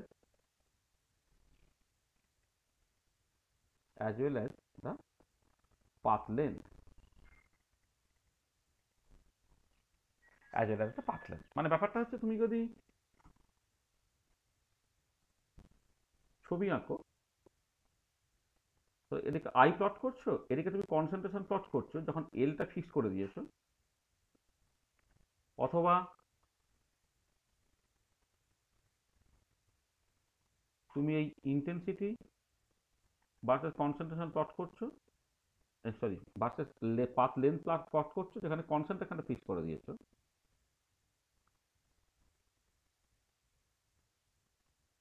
সিটা তুমি ফিক্স করে দিয়েছো। প্রত্যেকটা আই জিরো থেকে স্টার্ট হলো করে এক্সপোনেনশিয়ালি ডিকে করলো, এটাও তোমার আই জিরো থেকে স্টার্ট হলো এক্সপোনেনশিয়ালি ডিকে করলো, ঠিক আছে? তাহলে ইন্টেন্সিটিটা কনসেন্ট্রেশন বা পাথ লেন্থের সঙ্গে সে বেসিক্যালি এক্সপোনেনশিয়ালি ডিকে করছে। তাহলে এইটা অ্যাকচুয়ালি তোমার একটা ইন্টিগ্রেটেড ফর্ম অফ দ্য ল্যাম্বার্ট-বিয়াস ল। কিন্তু এটা অতটা পপুলার না, যেটা পপুলার ল সেটা হচ্ছে এরকম, দেখো তুমি যদি ওইখান থেকে তাহলে ln I zero by I করে নিতে, মানে ln I by I zero ছিল তো, এবারে আই জিরো বাই আই করলে মাইনাসটা অ্যাবজর্ব হয়ে গেল, মাইনাসটা অ্যাবজর্ব হয়ে গেলে এটা কে সি এল হয়ে গেল। তাহলে এবারে যদি একটা log 10 base I zero by I বলো, সেটা কি দাঁড়াবে কে বাই 2.303 সি ইন্টু এল, এটা হয়ে যাচ্ছে। আচ্ছা আমি না এই কে বাই 2.303টাকে এপসাইলন নাম দিচ্ছি, এপসাইলন সি এল নাম দিচ্ছি, আর log 10 base I zero by আইটাকে আমি অ্যাবজর্বেন্স নাম দিচ্ছি, মানে অ্যাবজর্বেন্স বলছি। তাহলে যেখানে তোমার যেখানে এটাকে বলা হচ্ছে তোমার অ্যাবজর্বেন্স, ওর এটাকে বলা হয় অপটিক্যাল ডেনসিটি, আর এপসাইলন যেটা এটাকে বলা হয় molar extinction coefficient.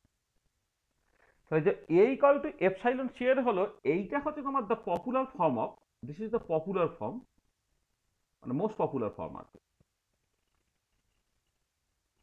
Form of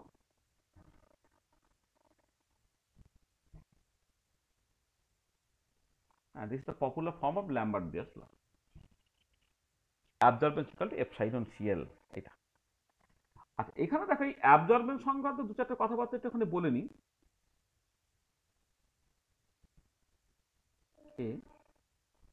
ওর এটা মানে এখন অ্যাবজর্বেন্স বলা হয়, আগের কনভেনশন এটাকে অপটিক্যাল ডেনসিটি বলা হতো।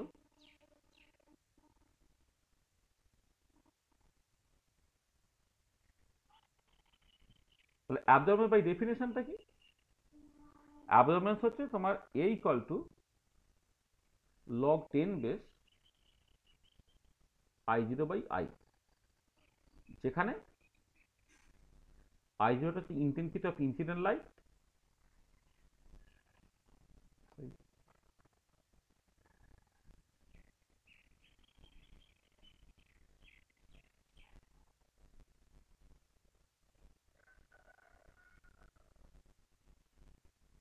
ইন্টেন্সিটি অফ ইনসিডেন্ট লাইট, আর আইটা হচ্ছে তোমার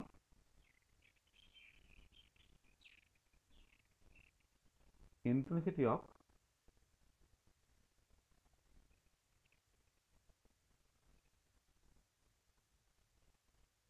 ট্রান্সমিটেড লাইট। একটা হচ্ছে ইন্টেন্সিটি অফ ইনসিডেন্ট লাইট, আর একটা ইন্টেন্সিটি অফ ট্রান্সমিটেড লাইট। তাহলে এই equal to log 10 base I zero by I, এরকমভাবে ডিফাইন। আর এবারে এইখানে দু একটা কথাবার্তা বলে নেওয়া যায়। দেখো এ অবশ্যই একটা unitless quantity, A must B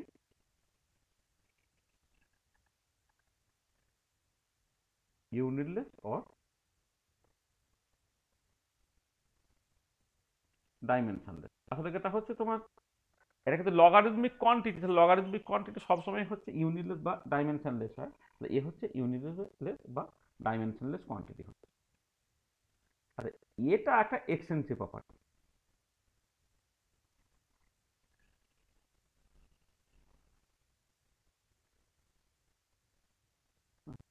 আর যদি এমন হয় ধরো কোনো একটা পার্টিকুলার স্যাম্পল তুমি নিয়েছো যেখানে একটা কালার অ্যাবজর্বিং পিসিস না হয়ে অনেকগুলো নন রিয়াক্টিং কালার অ্যাবজর্বিং পিসিসের একটা তুমি সলিউশন নিয়েছো, তার ক্ষেত্রে টোটাল অ্যাবজর্বেন্সটা হচ্ছে হবে যেটা হচ্ছে যে যদি তোমার ইন্ডিভিজুয়াল যে কালার অ্যাবজর্বিং পিসিসগুলো তার অ্যাবজর্বেন্স যদি এআই হয় তাহলে এটাকে তুমি লিখতে পারবে সামেশন ওভার আই এআই, অর্থাৎ অ্যাবজর্বেন্স সেক্ষেত্রে অ্যাডিটিভিটি রুলটাকে ওবে করবে। তাহলে অ্যাবজর্বেন্সে একটা এক্সটেন্সিভ প্রপার্টি বা অ্যাডিটিভিটি রুলটাকে ওবে করবে যদি কোনো একটা পার্টিকুলার স্যাম্পেলে অনেকগুলো কালার অ্যাবজর্বিং পিসিস একসাথে থাকে, তাহলে হচ্ছে ওই কালার অ্যাবজর্বিং পিসিসগুলো প্রত্যেকটা অ্যাবজর্বেন্স তাকে যোগ করলে তুমি একটা টোটাল অ্যাবজর্বেন্স পাবে। বা তুমি এইভাবে ভাবতে পারো যে একটা লাইট পাঠানো হয়, যে লাইটটা একটা সলিউশনের মধ্যে দিয়ে গেল, তারপরে তারপরেই আর একটা সলিউশন আছে, তারপরে আরেকটা সলিউশন আছে, এইভাবে যদি অনেকগুলো সলিউশনের মধ্যে দিয়ে যায় তা টোটাল অ্যাবজর্বেন্স হচ্ছে প্রত্যেকটা অ্যাবজর্বেন্সের যোগফলের সঙ্গে সমান হয়ে যাবে। ঠিক আছে, ঠিক আছে। আর এবং এর সঙ্গে রিলেটেড একটা টার্ম আমি বলে নিই, সেটা হচ্ছে ট্রান্সমিটেন্স। একটা টি দিয়ে এক্সপ্রেস করা হচ্ছে। ট্রান্সমিটেড বাই ডেফিনেশনটা হচ্ছে তোমার আই বাই আই জিরো, অর্থাৎ ইন্টেন্সিটি অফ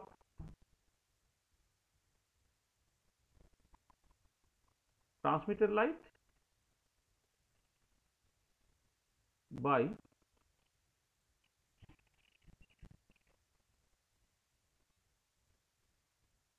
intensity of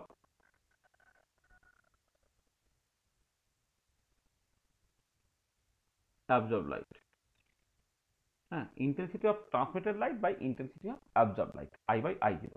তাহলে টি, আর এখানে একটা বলি যে পার্সেন্ট ট্রান্সমিটেন্স বলে একটা ব্যাপার আছে। পার্সেন্ট ট্রান্সমিটেন্স যেটা মানে আসলে ট্রান্সমিটেন্স তো সবসময় পার্সেন্ট ট্রান্সমিটেন্স হিসেবেই এক্সপ্রেস করা হয় আর কি, সেই জন্য লিখছি পার্সেন্ট ট্রান্সমিটেন্স।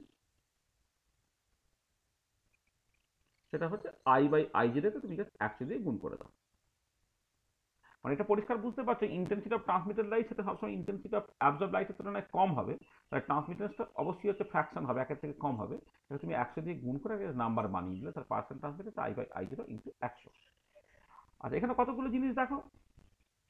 ট্রান্সমিটেন্স সেটা আবার একটা ইউনিটলেস বা dimensionless quantity.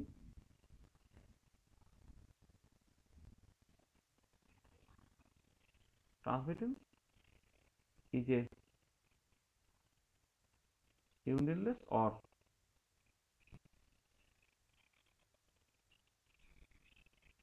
dimensionless quantity। Transmittance একটা ইউনিটলেস বা ডাইমেনশনলেস কোয়ান্টিটি, সেটা তোমাকে একটা মাথায় রাখতে হবে এটা। আচ্ছা, এখানে কতগুলো জিনিস একটুখানি বলি যে যদি ধরো অনেকগুলো স্যাম্পেল থাকে, হ্যাঁ, মানে যেটা হচ্ছে ওই যে পর পর করে অনেকগুলো, মানে যেমন এখানে অ্যাবজর্বেন্সের ক্ষেত্রে বললাম না, অ্যাবজর্বেন্সের ক্ষেত্রে কি হচ্ছে ধরো তোমার বেসিক্যালি এই একটা গেল, তারপরেই হচ্ছে আর একটা সলিউশন চলে এলো, তারপরেই ধরো তোমার আর একটা সলিউশন চলে এলো। এবারে সেটা বিভিন্ন স্পিসিস থাকতে পারে, ধরো এর অ্যাবজর্বেন্স A1, এর অ্যাবজর্বেন্স A2, এর অ্যাবজর্বেন্স AC। এবার যে লাইটটা ঢুকলো যে এদিক থেকে I0, সে যে এইভাবে গিয়ে অনেকগুলো লেয়ার টপ করার পরে সে বেসিক্যালি ধর এটা বেরোচ্ছে, তাহলে টোটাল অ্যাবজর্বেন্স হচ্ছে তোমার যোগ হয়ে যাচ্ছে। ঠিক একই রকম ভাবে টোটাল ট্রান্সমিটেন্সটা কিন্তু মাল্টিপ্লিকেটিভলি সেপারেবল, মানে টোটাল ট্রান্সমিটেন্স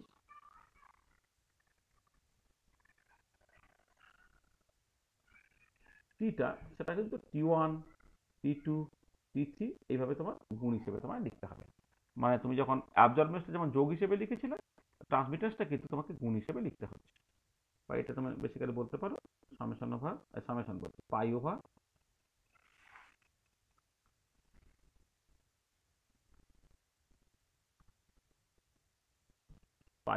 আই টি আই। ঠিক আছে, এটা টোটাল ট্রান্সমিটেন্সটা তুমি এইরকম ভাবে লিখতে পারো। একটা জিনিস দেখো, সেটা হচ্ছে এই যে মানে এই যে ট্রান্সমিটেন্স এবং অ্যাবজর্বেন্স এইরকম ভাবে কেন হচ্ছে, তার আগে আমি এই অ্যাবজর্বেন্স এবং ট্রান্সমিটেন্সের মধ্যে সম্পর্কটাকে দেখে নিই একটুখানি। মানে দুটোর মধ্যে একটা জানলে যে কাজ হয়ে যাবে, তাহলে তুমি সেটা বুঝতে পারো। Relation between absorbance and transmittance খুব সহজ ব্যাপার। অ্যাবজর্বেন্সটা কত? Log 10 base I0 by I, মানে minus log 10 base I by I0, তার মানে হয়ে গেল মাইনাস লগ 10 বেস টি। তারপরে এখানে পরিষ্কার বুঝতে পারছি অ্যাবজর্বেন্স হচ্ছে তোমার মাইনাস লগ 10 বেস টি। ঠিক আছে, এটা মাইনাস লগ 10 বেস টি। তাহলে এবারে খেয়াল করে দেখো, যদি এমন হয় যে ইফ টিটাকে তুমি ধরো T1 T2 T3 এইরকম ভাবে লিখলে, তাহলে অ্যাবজর্বেন্সটা কত হচ্ছে না minus log 10 base T1 T2 T3 dot dot dot. কি হলো এটা? Minus log 10 base T1 plus minus log 10 base T2 plus minus log 10 base T3 plus dot dot dot dot. এইটা এখানে হলো A1 plus A2 plus A3 plus এরকম ভাবে যাবে। তাহলে দেখো ট্রান্সমিটেন্সটা মাল্টিপ্লিকেটিভলি সেপারেবল বলে তোমার অ্যাবজর্বেন্সটা অটোমেটিক্যালি অ্যাডিটিভলি সেপারেবল তোমার হয়ে যাবে। আচ্ছা, এখানে অ্যাবজর্বেন্স এবং ট্রান্সমিটেন্সের সম্পর্ক এটা লিখেছি, এখানে কিন্তু অ্যাবসলিউট ট্রান্সমিটেন্সটা এখানে লিখেছি। পার্সেন্ট ট্রান্সমিটেন্স লিখলে কি হবে? মানে অর তুমি এটাকে লিখতে পারো, অ্যাবজর্বেন্স যেটা লিখলে তুমি just log 10 base I0 by I, এটা minus log 10 base I by I0, সেটা লিখতে পারবে। দেখো মাইনাস লগ 10 বেস, একটু খেয়াল করো যে পার্সেন্ট ট্রান্সমিটেন্স বাই ডেফিনেশনটা হচ্ছে I বাই I0 ইন্টু 100। তাহলে তুমি যদি I বাই I0 করো, তাহলে কি করতে হবে? Percent transmittance divided by 100। এটা হবে হচ্ছে পার্সেন্ট ট্রান্সমিটেন্স ডিভাইডেড বাই 100 তোমার। এটা কি দাঁড়াচ্ছে? এটা minus log 10 base percent transmittance minus log 10 base 1 by 100। তার মানে এইটা তোমার দাঁড়িয়ে যাবে 2, মানে লগ 10 বেস এটাকে 1 বাই 100, এটা লগ 100 করলে এটা মাইনাস প্লাস হয়ে যাবে, আর লগ 100টা বেসিক্যালি 2, তো 2 মাইনাস লগ টি।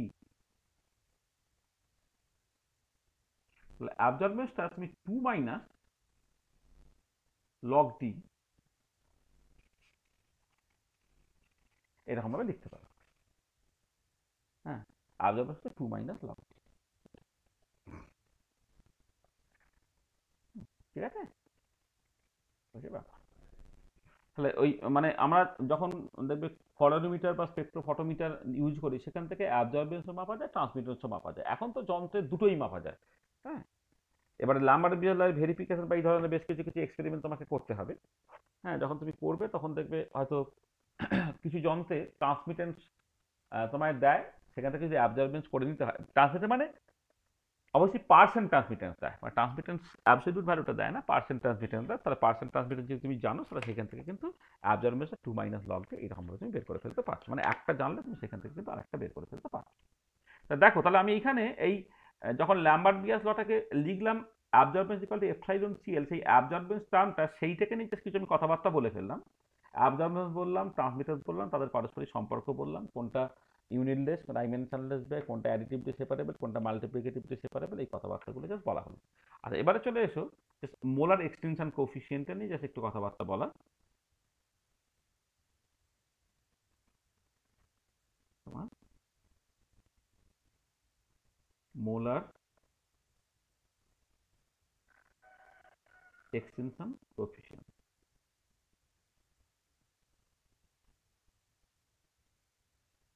আরে কারো কিছু অসুবিধা হচ্ছে বলো, আমি আসলে কাউকে জিজ্ঞেসই করা হচ্ছে না। তো আছো তো না গেছো সব? Hello sir. হ্যাঁ বলো। স্যার স্যার মানে লেন্থের ওই স্যাম্পেলের সঙ্গে কনসেন্ট্রেশনটা তার ট্রান্সমিটেড লাইটের সঙ্গে কি সমান হয়ে যাচ্ছে, মানে প্রপোর্শনাল হবে? কি আরেকবার বলো। মানে কনসেন্ট্রেশনটা ট্রান্সমিটেড লাইটের সঙ্গে কি প্রপোর্শনাল হবে? হ্যাঁ, মানে কনসেন্ট্রেশনটা ট্রান্সমিটেড লাইটের সঙ্গে সমান হয়ে যাচ্ছে? মানে প্রপোর্শনাল হবে? হ্যাঁ, না, মানে তোমার, হ্যালো। হ্যাঁ, না না না, অ্যাবজর্বেন্সের সঙ্গে প্রপোর্শনাল, অ্যাবজর্বেন্সের সঙ্গে প্রপোর্শনাল। এবারে অ্যাবজর্বেন্স এবং ট্রান্সমিটেন্স তোমার কেমন ভাবে রিলেটেড তুমি দেখে নিতে পারছো, তো সেইখান থেকে তুমি দেখো ট্রান্সমিটেন্সের সঙ্গে কেমন করে যাবে। হুম। আচ্ছা। তুমি যেহেতু আর স্যার ওই অ্যাবজর্বেন্সটা, স্যাম্পেল। এই দেখো, যেহেতু তোমার অ্যাবজর্বেন্সটা হচ্ছে -log 10t, তাই তো? তা টি সমান এখান থেকে কি হবে, মানে তুমি দেখো যেটা বলছো, দেখো তুমি যেটা বলছো যে টিটা, সেটা যদি তোমার তোমার যেটা হবে 10, মানে মানে সরি, অ্যাবজর্বেন্সটা যদি -log 10t হয়, তাহলে টিটা কত হবে, 10⁻,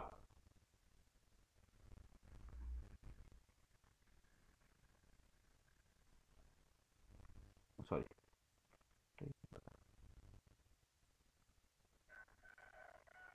এখানে টিটা কত হবে, 10⁻⁻a,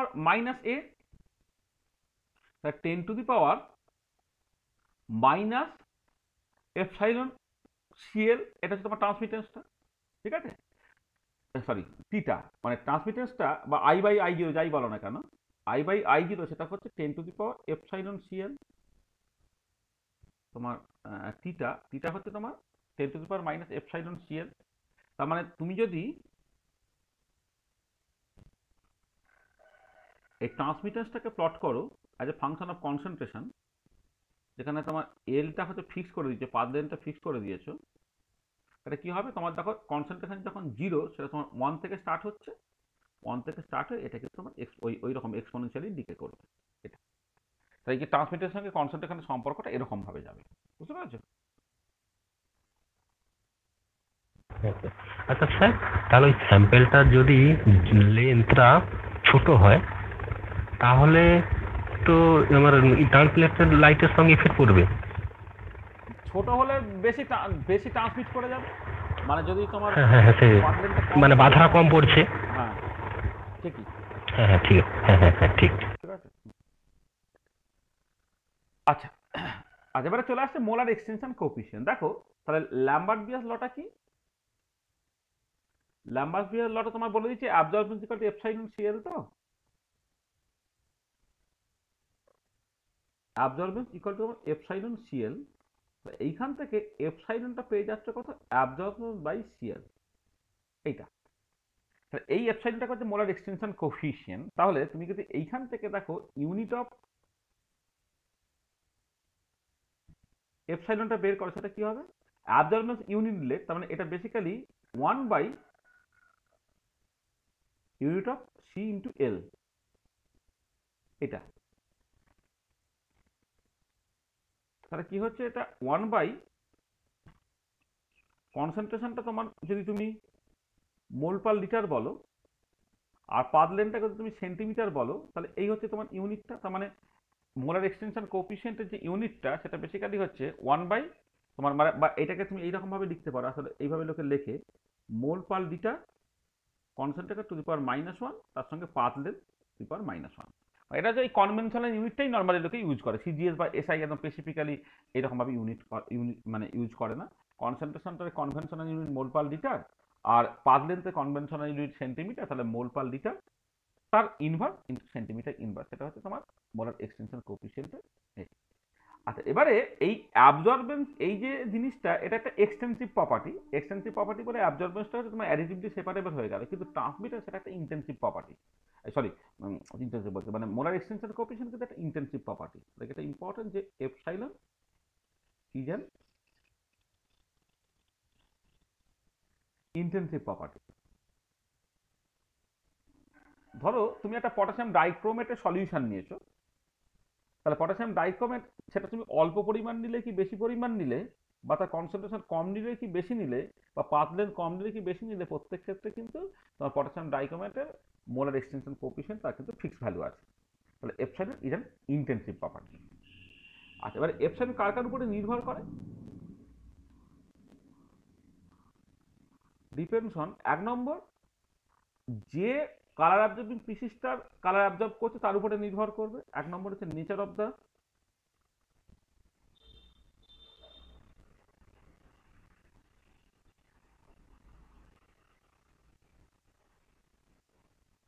কালার অ্যাবজর্বিং স্পিসিস, তার উপরে নির্ভর করে। 2 নম্বর হচ্ছে টেম্পারেচারের উপরে নির্ভর করে, টেম্পারেচার উপর নির্ভর করে। আর 3 নম্বর হচ্ছে তোমার ওয়েভলেন্থ বা ফ্রিকোয়েন্সি যাই বলো, wavelength or frequency of incident radiation তার উপরে নির্ভর করে। আচ্ছা, এবারে এই নির্ভরশীলতাটা কেমন?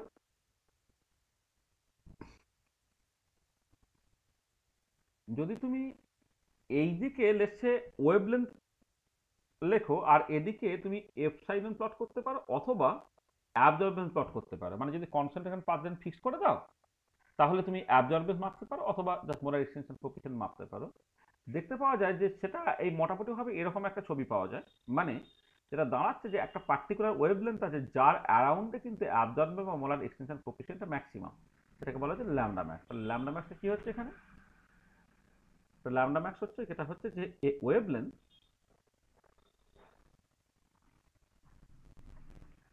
at which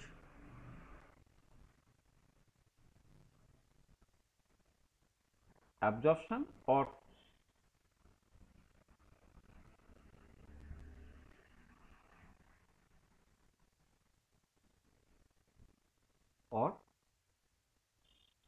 molar excitation coefficient is maximum. So a wavelength at which uh, absorption or molar extension coefficient to a maximum, মানে absorption না করে absorbance লেখা উচিত।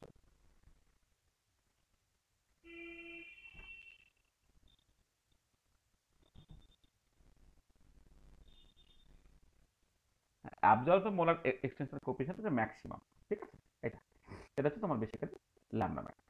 তাহলে একটা পার্টিকুলার পিস, পটাশিয়াম পারম্যাঙ্গানেট তার একটা আলাদা ল্যামডা ম্যাক্স, পটাশিয়াম ডাইক্রোমেট তার একটা ল্যামডা ম্যাক্স, আয়োডিন তার একটা ল্যামডা ম্যাক্স। হ্যাঁ, তাহলে বিভিন্ন স্পিসিস বেসিক্যালি বিভিন্ন ওয়েভলেন্থ রিজিয়নে হচ্ছে ম্যাক্সিমাম অ্যাবজর্ব করতে পারে এটা।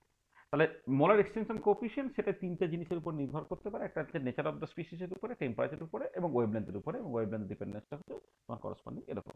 এবং যেটা যে কোনো অ্যাবজর্বেন্স রিলেটেড কোনো প্র্যাকটিক্যাল তোমার যদি করতে হয়, সেটা নাম্বার বিহেভিয়ার ভেরিফিকেশন হোক বা সেইখান থেকে আরও অন্য রকমের সব প্র্যাকটিক্যালগুলো যখন করতে হয় তখন কিন্তু এটা একটা ইম্পর্টেন্ট ব্যাপার। সেখানে হচ্ছে এই যে বলে না proper choice of the filter, এই ফিল্টারটা কেমন করে চুজ করবে সেটা কিন্তু এই জিনিসের উপর নির্ভর করবে। মানে this is the basis of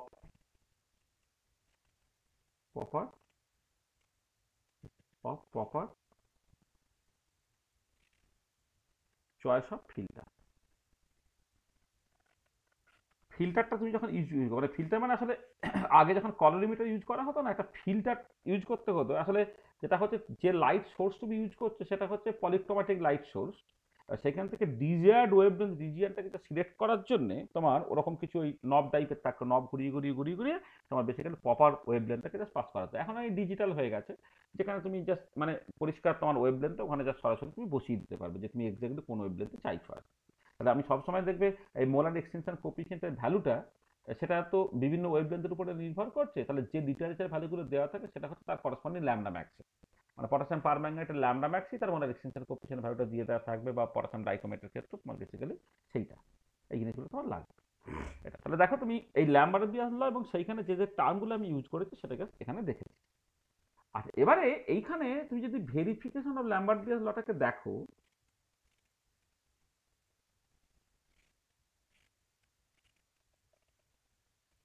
verification of Lambert-Beer's law and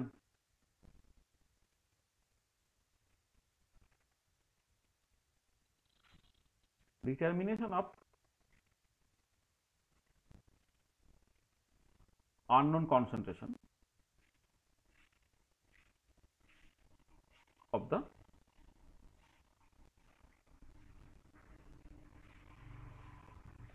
color absorbing species.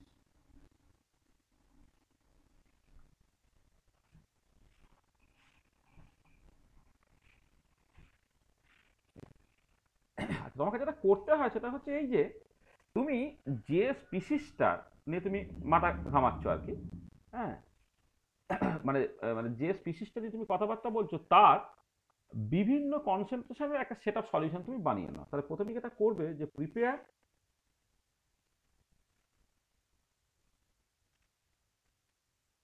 solutions of the given color absorbing species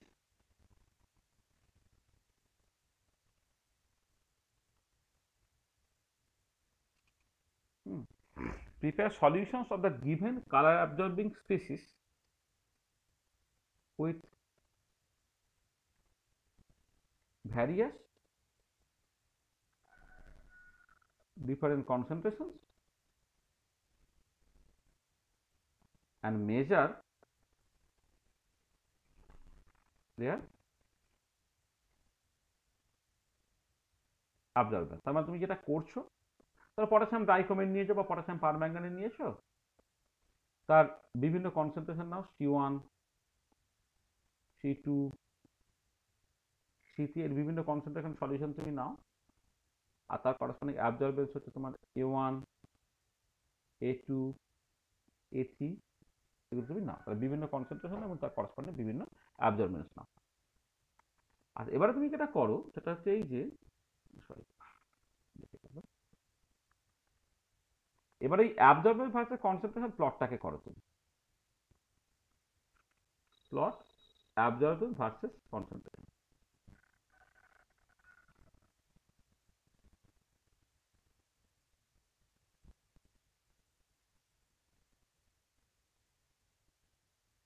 এইদিকে অ্যাবজর্বেন্স, এইদিকে তোমার কনসেন্ট্রেশন। আচ্ছা, প্লট করে তোমার কি হওয়া উচিত? একটা স্ট্রেট লাইন হবে পাসিং থ্রু দ্য অরিজিন, মানে অ্যাবজর্বেন্স এর ক্ষেত্রে এপসাইলন সিএল, তাহলে যদি ল্যাম্বার্ট পিয়াস লটা ওবেড হয় তাহলে কি হবে না, অ্যাবজর্বেন্স প্লাস কনসেন্ট্রেশনটা, এই প্লটটা হচ্ছে this should be straight line passing through the origin. তার মানে যখন প্লট এটা যখন তুমি করবে, this should give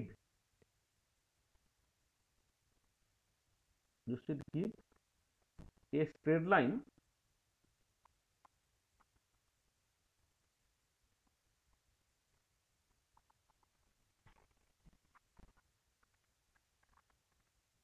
passing through the origin। তাহলে this indicates the validity of Lambert-Beas law, or more precisely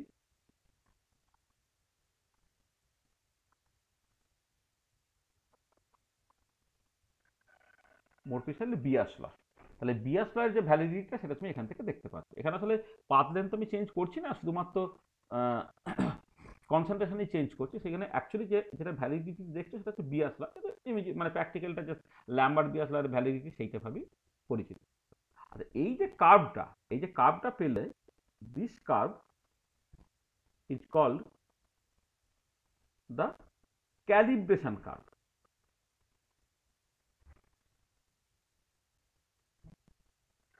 আসলে যেটা করছে যে আমি কোন পার্টিকুলার স্পিসিস আমি জানি, তারই ডিফারেন্ট কনসেন্ট্রেশনের যে সেট অফ সলিউশন বানিয়ে তার অ্যাবজর্বেন্স মাপছি, ভেবে গেছে আমি প্লটটাকে করলাম। আর এবার এই যে প্লটটা, তার স্লোপটা তাহলে কত হবে? যদি absorbance equal to epsilon CL, তাই এটাকে এপসাইলন ইন্টু এল হবে। এই প্লট থেকে তুমি দেখো মোলার এক্সটেনশন কোএফিসিয়েন্ট তুমি বের করতে চাও,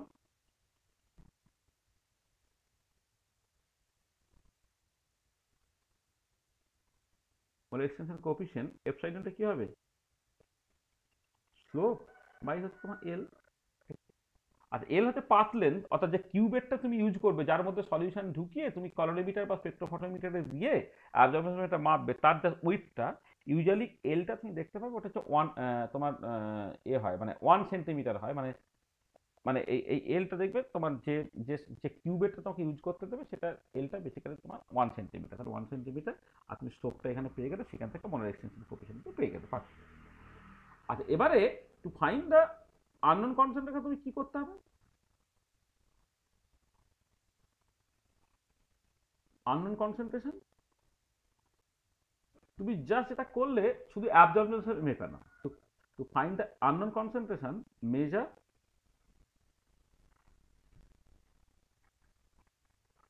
absorbance of this solution. এবার from the calibration curve we can get the unknown concentration.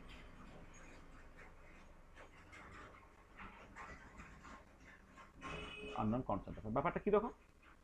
ধরো তোমাকে যে আননোন সলিউশনটা বলে দিয়েছে তার অ্যাবজর্বেন্স হচ্ছে এইটা বেরিয়েছে, এটা যে আননোনের করসপন্ডিং অ্যাবজর্বেন্স এইটা। তাহলে এবারে এই ছবি থেকে তার যে করসপন্ডিং কনসেন্ট্রেশনটা সেটা হচ্ছে সি ফর দ্য আননোন, এইটা। ঠিক আছে, তাহলে যেটা হচ্ছে যে তোমার ক্যালিব্রেশন কার্ভটা তুমি পেয়ে গেলে, এবারে তোমাকে একটা জাস্ট হয়তো পটাশিয়াম ডাইক্রোমেটের জন্য তুমি ক্যালিব্রেশন কার্ভটা পেয়েছো, এবারে এক্সামিনার মানে মাস্টারমশাই তোমাকে যেটা করবে যে ওই পটাশিয়াম ডাইক্রোমেটের একটা আননোন কনসেন্ট্রেশন সলিউশন তোমার দিয়ে দেবে, বলবে যে এই কনসেন্ট্রেশনটা বের করে নিয়ে এসো। তুমি যেটা করবে যেমন করে এই এই এতগুলো সলিউশনের তুমি অ্যাবজর্বেন্স মেপেছিলে, ঠিক একই রকম আননোন সলিউশনের অ্যাবজর্বেন্সটাকে মেপে নাও। মেপে নেওয়ার পরে তুমি জাস্ট এই ছবিতে দেখো যে সেই অ্যাবজর্বেন্সটা কোথায় পড়ছে এবং তার করসপন্ডিং যে কনসেন্ট্রেশন সেটা আননোন কনসেন্ট্রেশন। ঠিক আছে, তাহলে এইভাবে তুমি জাস্ট ল্যাম্বার্ট-বেয়ারফাই ভেরিফিকেশনটাকে করে ফেলতে পারছো। তো দেখো, তাহলে আমি এখন পর্যন্ত যা করেছি তাতে কারো কোনো অসুবিধা আছে কিনা আমায় একটু বলে নাও। স্যার 8 নম্বর আর 9 নম্বর পেজটা একটু দেখাবেন? এটা 8 নম্বর পেজটা স্যার, কনসেন্ট্রেশনটা কি ওই ইউনিলেসের জন্য 1 হয়েছে অ্যাবজর্বেন্সের? কিছু আমি বুঝতে পারছি না কি। হ্যাঁ হ্যাঁ, ট্রান্সমিটার কনসেন্ট্রেশন যখন 0 তখন ট্রান্সমিটারটা হচ্ছে 1, 10⁻0 মান 1 হয়ে যায়। এই ছবিতে বলছো তো, এই যে ডান দিকে ছবিটায় বলছো তো, এই ছবিটায় তো? হ্যাঁ হ্যাঁ হ্যাঁ, ঠিক আছে ঠিক আছে। না না, এই যে কনসেন্ট্রেশন 1টা করেছে, বুঝতে পারলাম। তুই একটু নিজে নিজে একটু ভাব না, তো বকছিস কেন? হ্যাঁ, এখানে তো সব তো ভিডিও থাকবে, থাকবে, একটু নিজে নিজে ভাববে।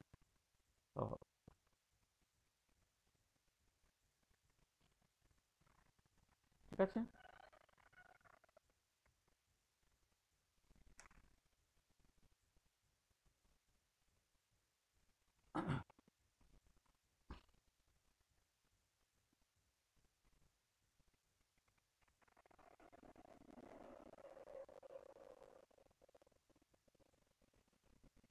ঠিক আছে তো? হ্যাঁ স্যার, ঠিক আছে। আচ্ছা, তাহলে এক কাজ করা যাক, এর উপরে বেশ করে আমি একটা আলাদা প্রবলেম তোমাদের বলি, প্রবলেমগুলো একটুখানি কষার চেষ্টা করো। মানে প্রথমে সহজ কিছু প্রবলেম বলি, তারপরে মানে যেমন এইটা একটা প্র্যাকটিক্যাল, যে প্র্যাকটিক্যালটা তোমার বেসিক্যালি ল্যাম্বার্ট-বেয়ারফাই ভেরিফিকেশন, সেই প্র্যাকটিক্যাল যেমন পরীক্ষায় করতে হয় এবং যেভাবে বলেছি তাতে তোমার তার থিওরিগুলো তোমার কাছে পরিষ্কার হয়ে যাবে। এইটা আরও অনেক প্র্যাকটিক্যাল আছে, সেগুলো আমি পরে পরে আস্তে আস্তে আস্তে বলছি। আগে জাস্ট বেসিক যে জায়গাগুলোকে বলেছি তার উপরে বেশ করে একটা দুটো প্রবলেম একটু কষে নাও।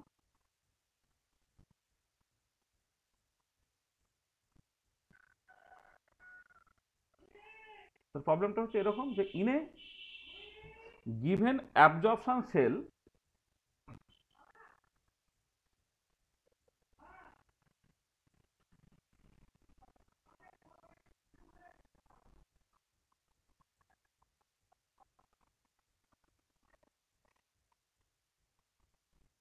transmittance of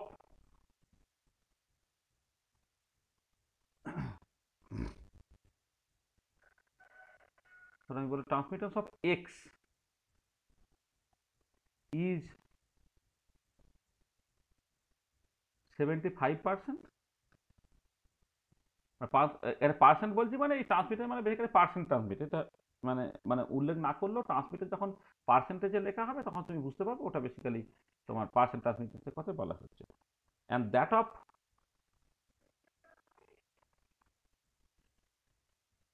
0 পয়েন্ট, না কি বললাম এটা, in a given absorption cell transmittance of, এখানে সলিউশনটা মানে কনসেন্ট্রেশনটা বলে দেওয়া দরকার, 0.1 mole per litre of X, মানে দুটো স্পিসিস আছে, একটা এক্স আর একটা ওয়াই বলবো। In a given absorption cell, transmittance of 0.1 mole per liter of X is 75%, and that of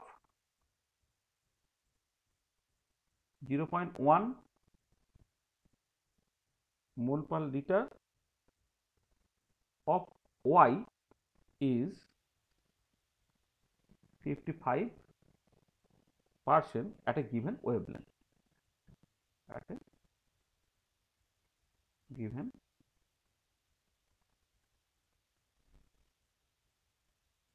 wavelength. Calculate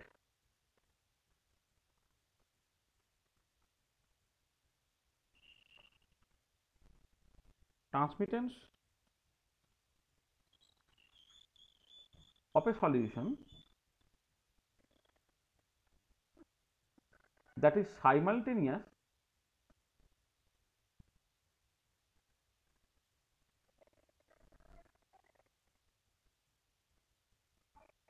(0.1 mole per liter of X and Y, X and Y. Also find the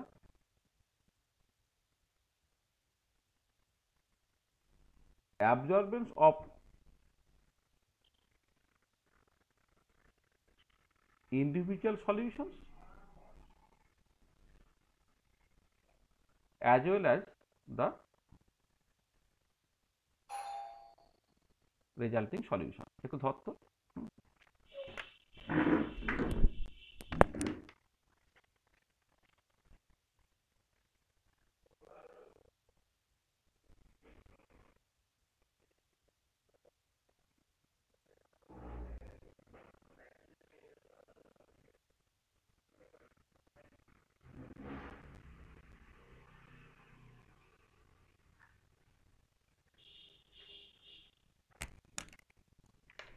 hello, দেখো যেটা বলছিলাম যে individual solution as well as the resulting solution. তাহলে এই একটা তোমার problem ধরো আমি বললাম।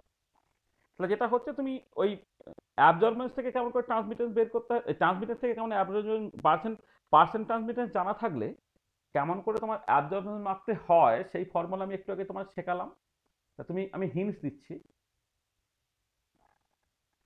সেটা হচ্ছে তুমি যেটা করবে যে প্রথমটা ট্রান্সমিটেন্স তোমার বলে দেওয়া আছে, যেটা হচ্ছে তোমার 75%, সেইখান থেকে তুমি তার অ্যাবজর্বেন্সটাকে মেপে ফেলতে পারছো।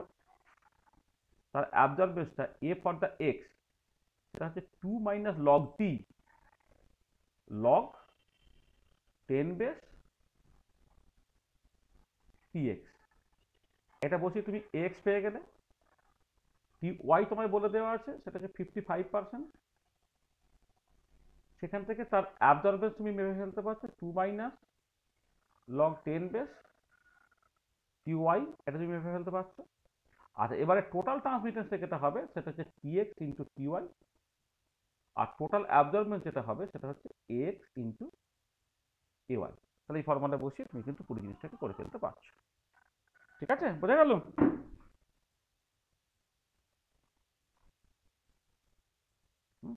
ঠিক আছে তো? এটা শোনা যাচ্ছে তো? আর অ্যাবজর্বেন্সটা সামেশন প্রপারে বলেছিলেন না? এটা পজিটিভ হবে। ও হ্যাঁ, এটা প্লাস তো, মানে এটা এই প্লাসটা পরে দিও।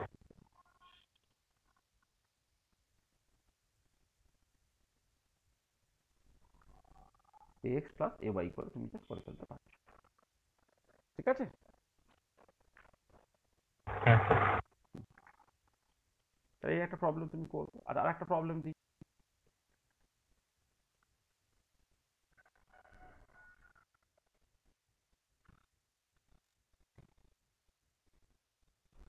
আচ্ছা, ধরো আমি বললাম যে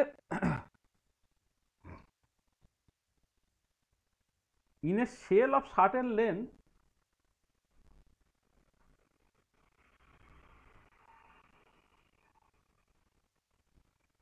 then and at a pressure of and at a pressure of 100 torr, একটা মানে 1 millimetre এইচি, gaseous acetone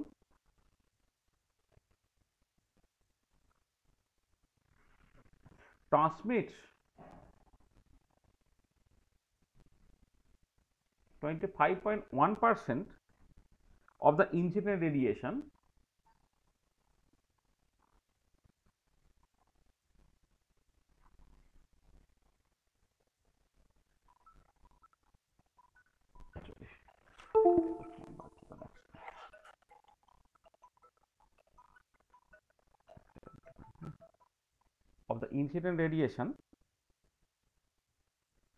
of wavelength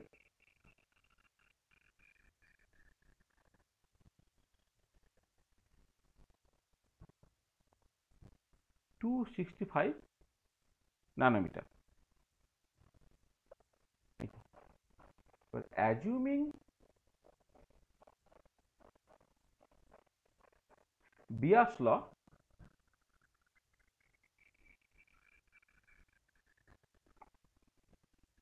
to apply,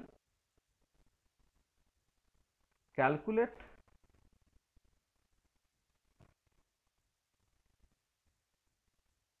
pressure at which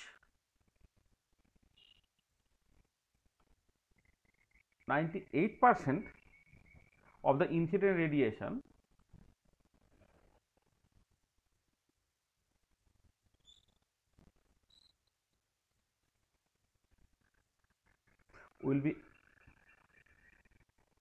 will be absorbed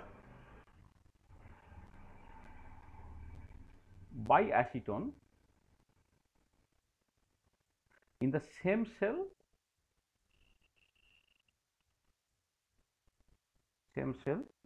at the same temperature.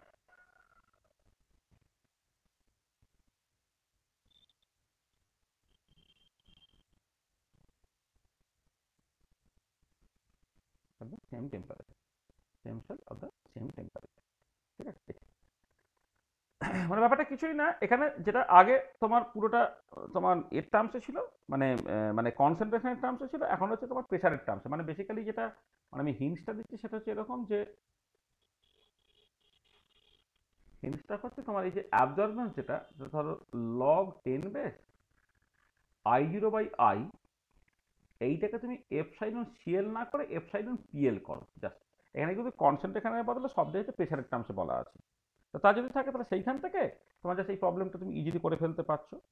তুমি জাস্ট যেটা করবে, প্রথমে তোমার এই প্রেসার যেটা বলে দেওয়া আছে 100 ডট, সেখান থেকে ট্রান্সমিটার যদি 25.1 হয়, তো সেখান থেকে তুমি একদম এপসাইলন এল এই পুরো ভ্যালুটাকে বের করে ফেললে, পরের বারে এই এপসাইলন এবং এল এই ভ্যালুটা তুমি জাস্ট বসিয়ে দিলে। মানে আমি যেটা বলছি যে তোমার ধরো এইটাকে তুমি যদি মাইনাস করে নাও আর কি, মানে তোমার এটাকে ধরো এই লগ মানে অ্যাবজর্বেন্স মানে 2 মাইনাস লগ দিত, তাকে এটা হচ্ছে 2 মাইনাস লগ অফ পার্সেন্টেজ টি, তখন এপসাইলন পিএল তো এইটা। সেইখান থেকে তুমি এক কাজ করো, এপসাইলন এলটাকে যদি বের করতে চাও সেটা কি হবে 1/p into 2 minus log 10 base, log 10 base into percentage transmittance. তাহলে প্রথমটার ক্ষেত্রে দেখো প্রেসার বলে দেওয়া আছে, পার্সেন্টেজ ট্রান্সমিটেন্স বলে দেওয়া আছে, সেটা থেকে এপসাইলন এলটা তুমি বের করে ফেলবে এইটা। আর পরের ক্ষেত্রে তোমাকে যেটা করতে হবে সেটা হচ্ছে প্রেসারটাকে বের করতে হবে। তাহলে এইটা তুমি এটাকে বের করে ফেললে, বের করে কিছু একটা বেরোবে। তারপরে তুমি কি করবে, তারপরে তুমি যখন প্রেসারটাকে বের করতে চাইবে, এটা হয়ে যাবে কত 1/εl into 2 minus log 10 base into percentage T. তাহলে প্রথম যে ডেটাটা বলে দেওয়া আছে যেখানে প্রেসারটা হচ্ছে 100 টর, পার্সেন্ট ট্রান্সমিটেন্স বলা হচ্ছে 25.1, তাহলে সেই ডেটা থেকে তুমি জাস্ট বেসিক্যালি এপসাইলন এলটাকে বের করে ফেললে। আর পরের বারে তোমাকে বলতে পার্সেন্ট ট্রান্সমিটেন্স 98% হতে হবে, এপসাইলন এলটা তুমি পেয়ে গেছো, সেইখানে বসিয়ে তোমার অ্যাকচুয়ালি প্রেসারটা কত হবে তুমি সেটা এখান থেকে পেয়ে যেতে পারছো। ঠিক আছে, বোঝা গেল কেমন করে প্রবলেমটাকে করতে হবে? কোনো অসুবিধা নেই তো? না, ঠিক আছে। ঠিক আছে,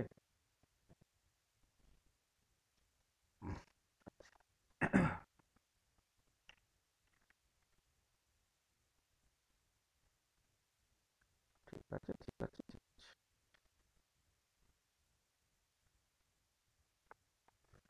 প্রেসারের দিকে আমরা মানে ফি হিসেবে লিখতে পারি কিছু, বুঝতে পারলাম না কথা কি।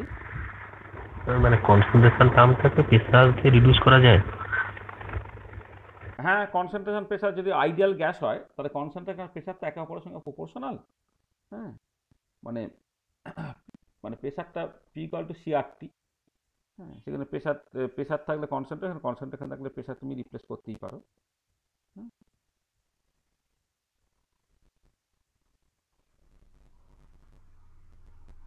ঠিক আছে। হুম, সেটা।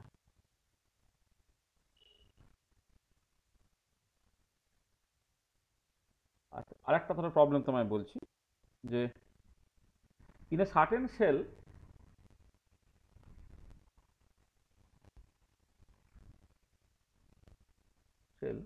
10⁻³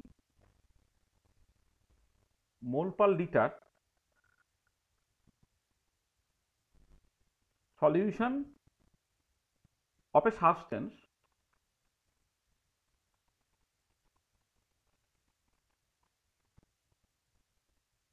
absorbs 10% of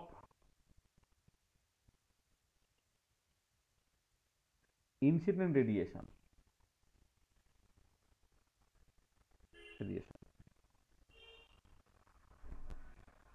What concentration of the same solute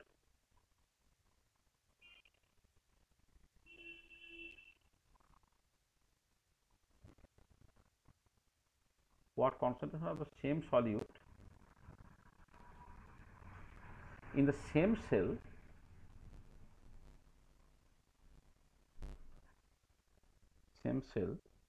will absorb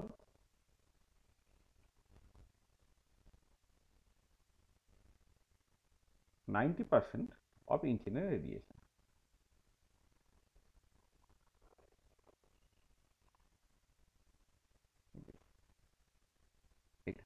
এটা তো আগের মতোই একদম প্রবলেমটা।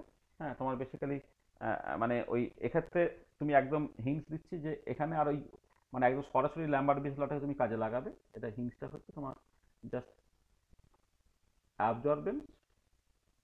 হ্যাঁ, সেটা তোমার 2 মাইনাস সার্টেনলি লগ 10⁻⁷ এটা এপসাইলন সিএল। এটা তাহলে এখান থেকে তুমি ওই এপসাইলন এলটাকে প্রথমে বের করে নাও, 1/c 2 মাইনাস লগ 10⁻⁷ এটা করে এখানে এটা ট্রান্সমিটার পার্সেন্ট ট্রান্সমিটার, এটা বের করে নিলে তো মনে সেটা বেরিয়ে গেল। তারপরের ক্ষেত্রে তোমাকে এটা এটা এটা এটা কত তুমি পেয়ে যাবে। তারপর তোমাকে কনসেন্ট্রেশনটা বের করতে বলছে, যেটা basically epsilon 1/এপসাইলন L into 2 minus log 10⁻⁷ এইটা, যেখানে টিটা এখন হচ্ছে তোমার 90। মানে আগের ক্ষেত্রে এই পার্টিকুলার ক্ষেত্রে তোমার কনসেন্ট্রেশন বলে দেওয়া আছে, তখন ট্রান্সমিটেন্সটা হচ্ছে তোমার কনসেন্ট্রেশন -3 মোল পার লিটার, তখন ট্রান্সমিটেন্সটা বলে দেওয়া আছে তোমার 10%, তাই পার্সেন্ট টি এর জায়গায় তুমি 10 বসাচ্ছ। এবারে এইখান থেকে তুমি এপসাইলন এলটাকে বের করে নাও, বের করে নেওয়ার পরে তারপরে তুমি জাস্ট এই কনসেন্ট্রেশনটাকে বের করো, যখন পার্সেন্ট ট্রান্সমিটেন্সটা হচ্ছে তোমার 90%। ঠিক আছে।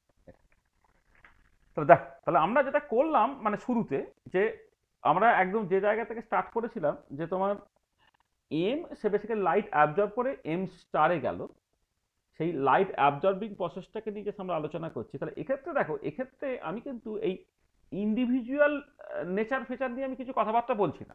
মানে আমি এখানে জাস্ট মানে মানে ওই যে মানে অ্যাকচুয়ালি স্যাম্পেলটা যে অনেকগুলো মলিকুল নিয়ে জাস্ট তৈরি হয়েছে, বা সেই মলিকুলের কোন পার্টিকুলার ইলেকট্রনিক স্টেট থেকে কোন পার্টিকুলার ইলেকট্রনিক স্টেটে অ্যাকচুয়ালি ট্রানজিশনসটা হলো আর কি, এইসব নিয়ে কিন্তু আমি এখানে কোনো মাথা ঘামাইনি।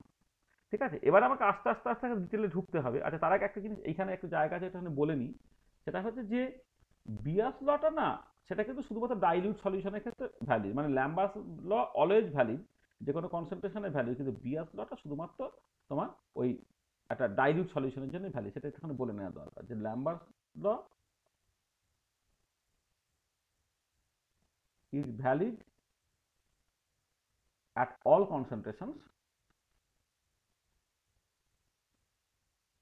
all concentrations, but Beer's law is violated when এক নম্বর হচ্ছে concentration is high,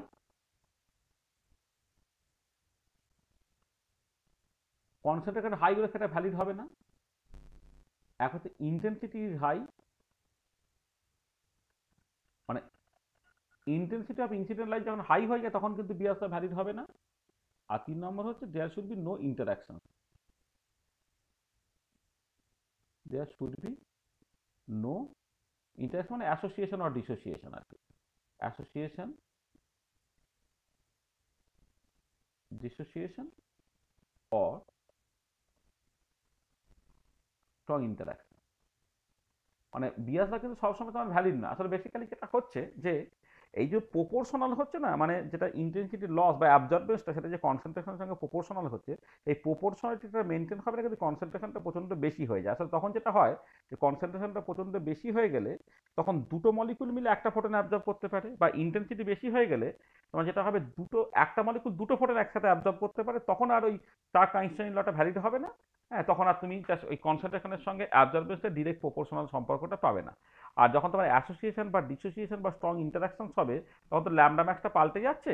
হ্যাঁ, তাহলে ল্যামডা ম্যাক্সটা যদি পাল্টে যায় তাহলে তোমার যে ওই যে ল্যামডাটা মানে এপসাইলনটা কনস্ট্যান্ট ধরেছিল বলেই তো ওটা কনসেন্ট্রেশনের সঙ্গে প্রপোর্শনাল ছিল। এবারে যখন তোমার ওই ইন্টারাকশন হলো, অ্যাসোসিয়েশন বা ডিসোসিয়েশন হলো, তাহলে যে লেভেল থেকে যে লেভেলে ট্রানজিশনটা হচ্ছে সেই এনার্জি গ্যাপগুলো তোমার পাল্টে যাবে due to interaction. Energy gap পাল্টে গেলে ল্যামডা ম্যাক্স পাল্টে যাবে, আর ল্যামডা ম্যাক্স যদি পাল্টে যায় তাহলে কিন্তু মোলার এক্সটেনশন কোফিশিয়েন্ট পাল্টে যাবে। আর মোলার এক্সটেনশন কোফিশিয়েন্ট পাল্টে গেলে তুমি আর বলতে পারো না তো যে এপসাইলনটা কনস্ট্যান্ট অর্থাৎ অ্যাবজর্বেন্সটা কনস্ট্যান্টের সঙ্গে প্রপোর্শন, সেটা তুমি আর বলতে পারবে না। ঠিক আছে, সেটাকে মাথায় রাখবে।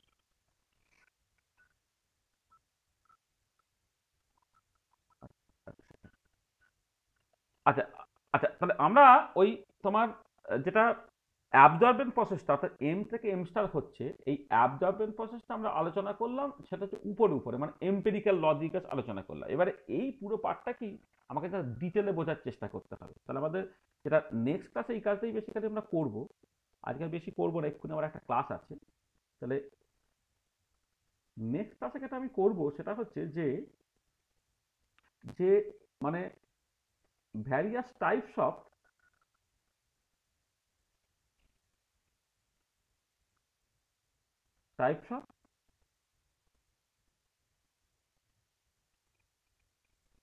অ্যাবজর্পশন প্রসেস, যেটা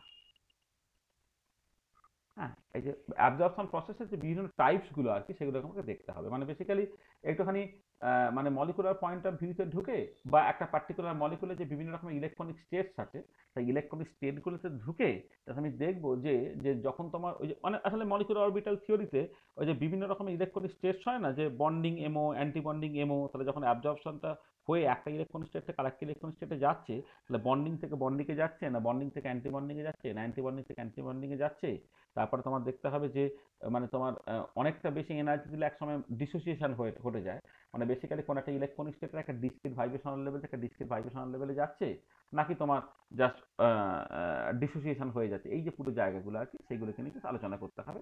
আমরা দেখতে পাবো 4টে টাইপ অফ অ্যাবজর্পশন প্রসেস হতে পারে আর কি, সেটাকে নিয়ে আলোচনা করার দরকার আছে। 4টে টাইপ অফ অ্যাবজর্পশন প্রসেস সেটাকে নিয়ে আলোচনা করা আছে। তারপরে সেখান থেকে জাস্ট দেখবো অ্যাবজর্পশন হলে গ্রাউন্ড স্টেটে বন্ড লেন্থ আর এক্সাইটেড স্টেটে বন্ড লেন্থের মধ্যে কোনো তফাৎ আছে কিনা এইসবগুলোকে বলবো প্রথমে। তো বলে দেওয়ার পরে তারপর আমরা চলে আসবো হচ্ছে ফটোফিজিক্যাল প্রসেসটা। তারপর আমরা ফটোফিজিক্যাল প্রসেসে চলে আসবো।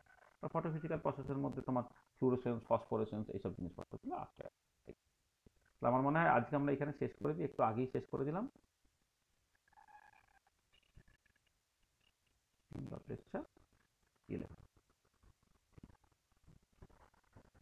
তা দেখো যদি কারো কোনো অসুবিধা থাকে তো বলে না।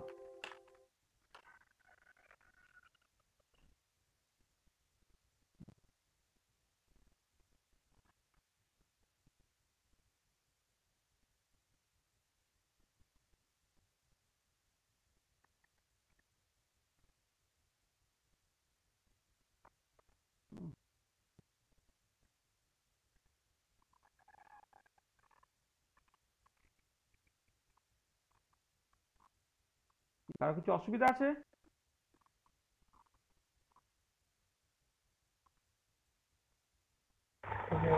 ঠিক আছে। ঠিক আছে তো, আচ্ছা, এই আলাপ থেকে ঠিক আছে। হ্যাঁ স্যার, ঠিক আছে, বুঝতে পেরেছি। ঠিক আছে।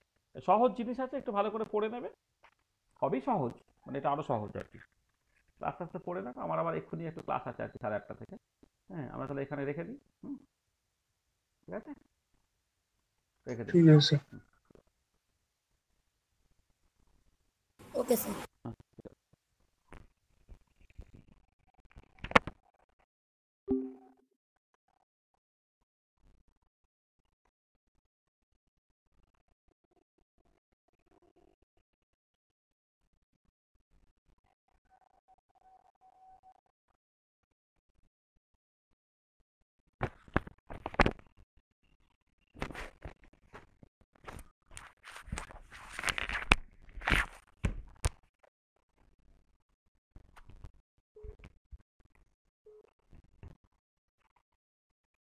যে ব্যক্তিকে আপনি কল করছেন তিনি এখন উত্তর দিতে পারছেন না।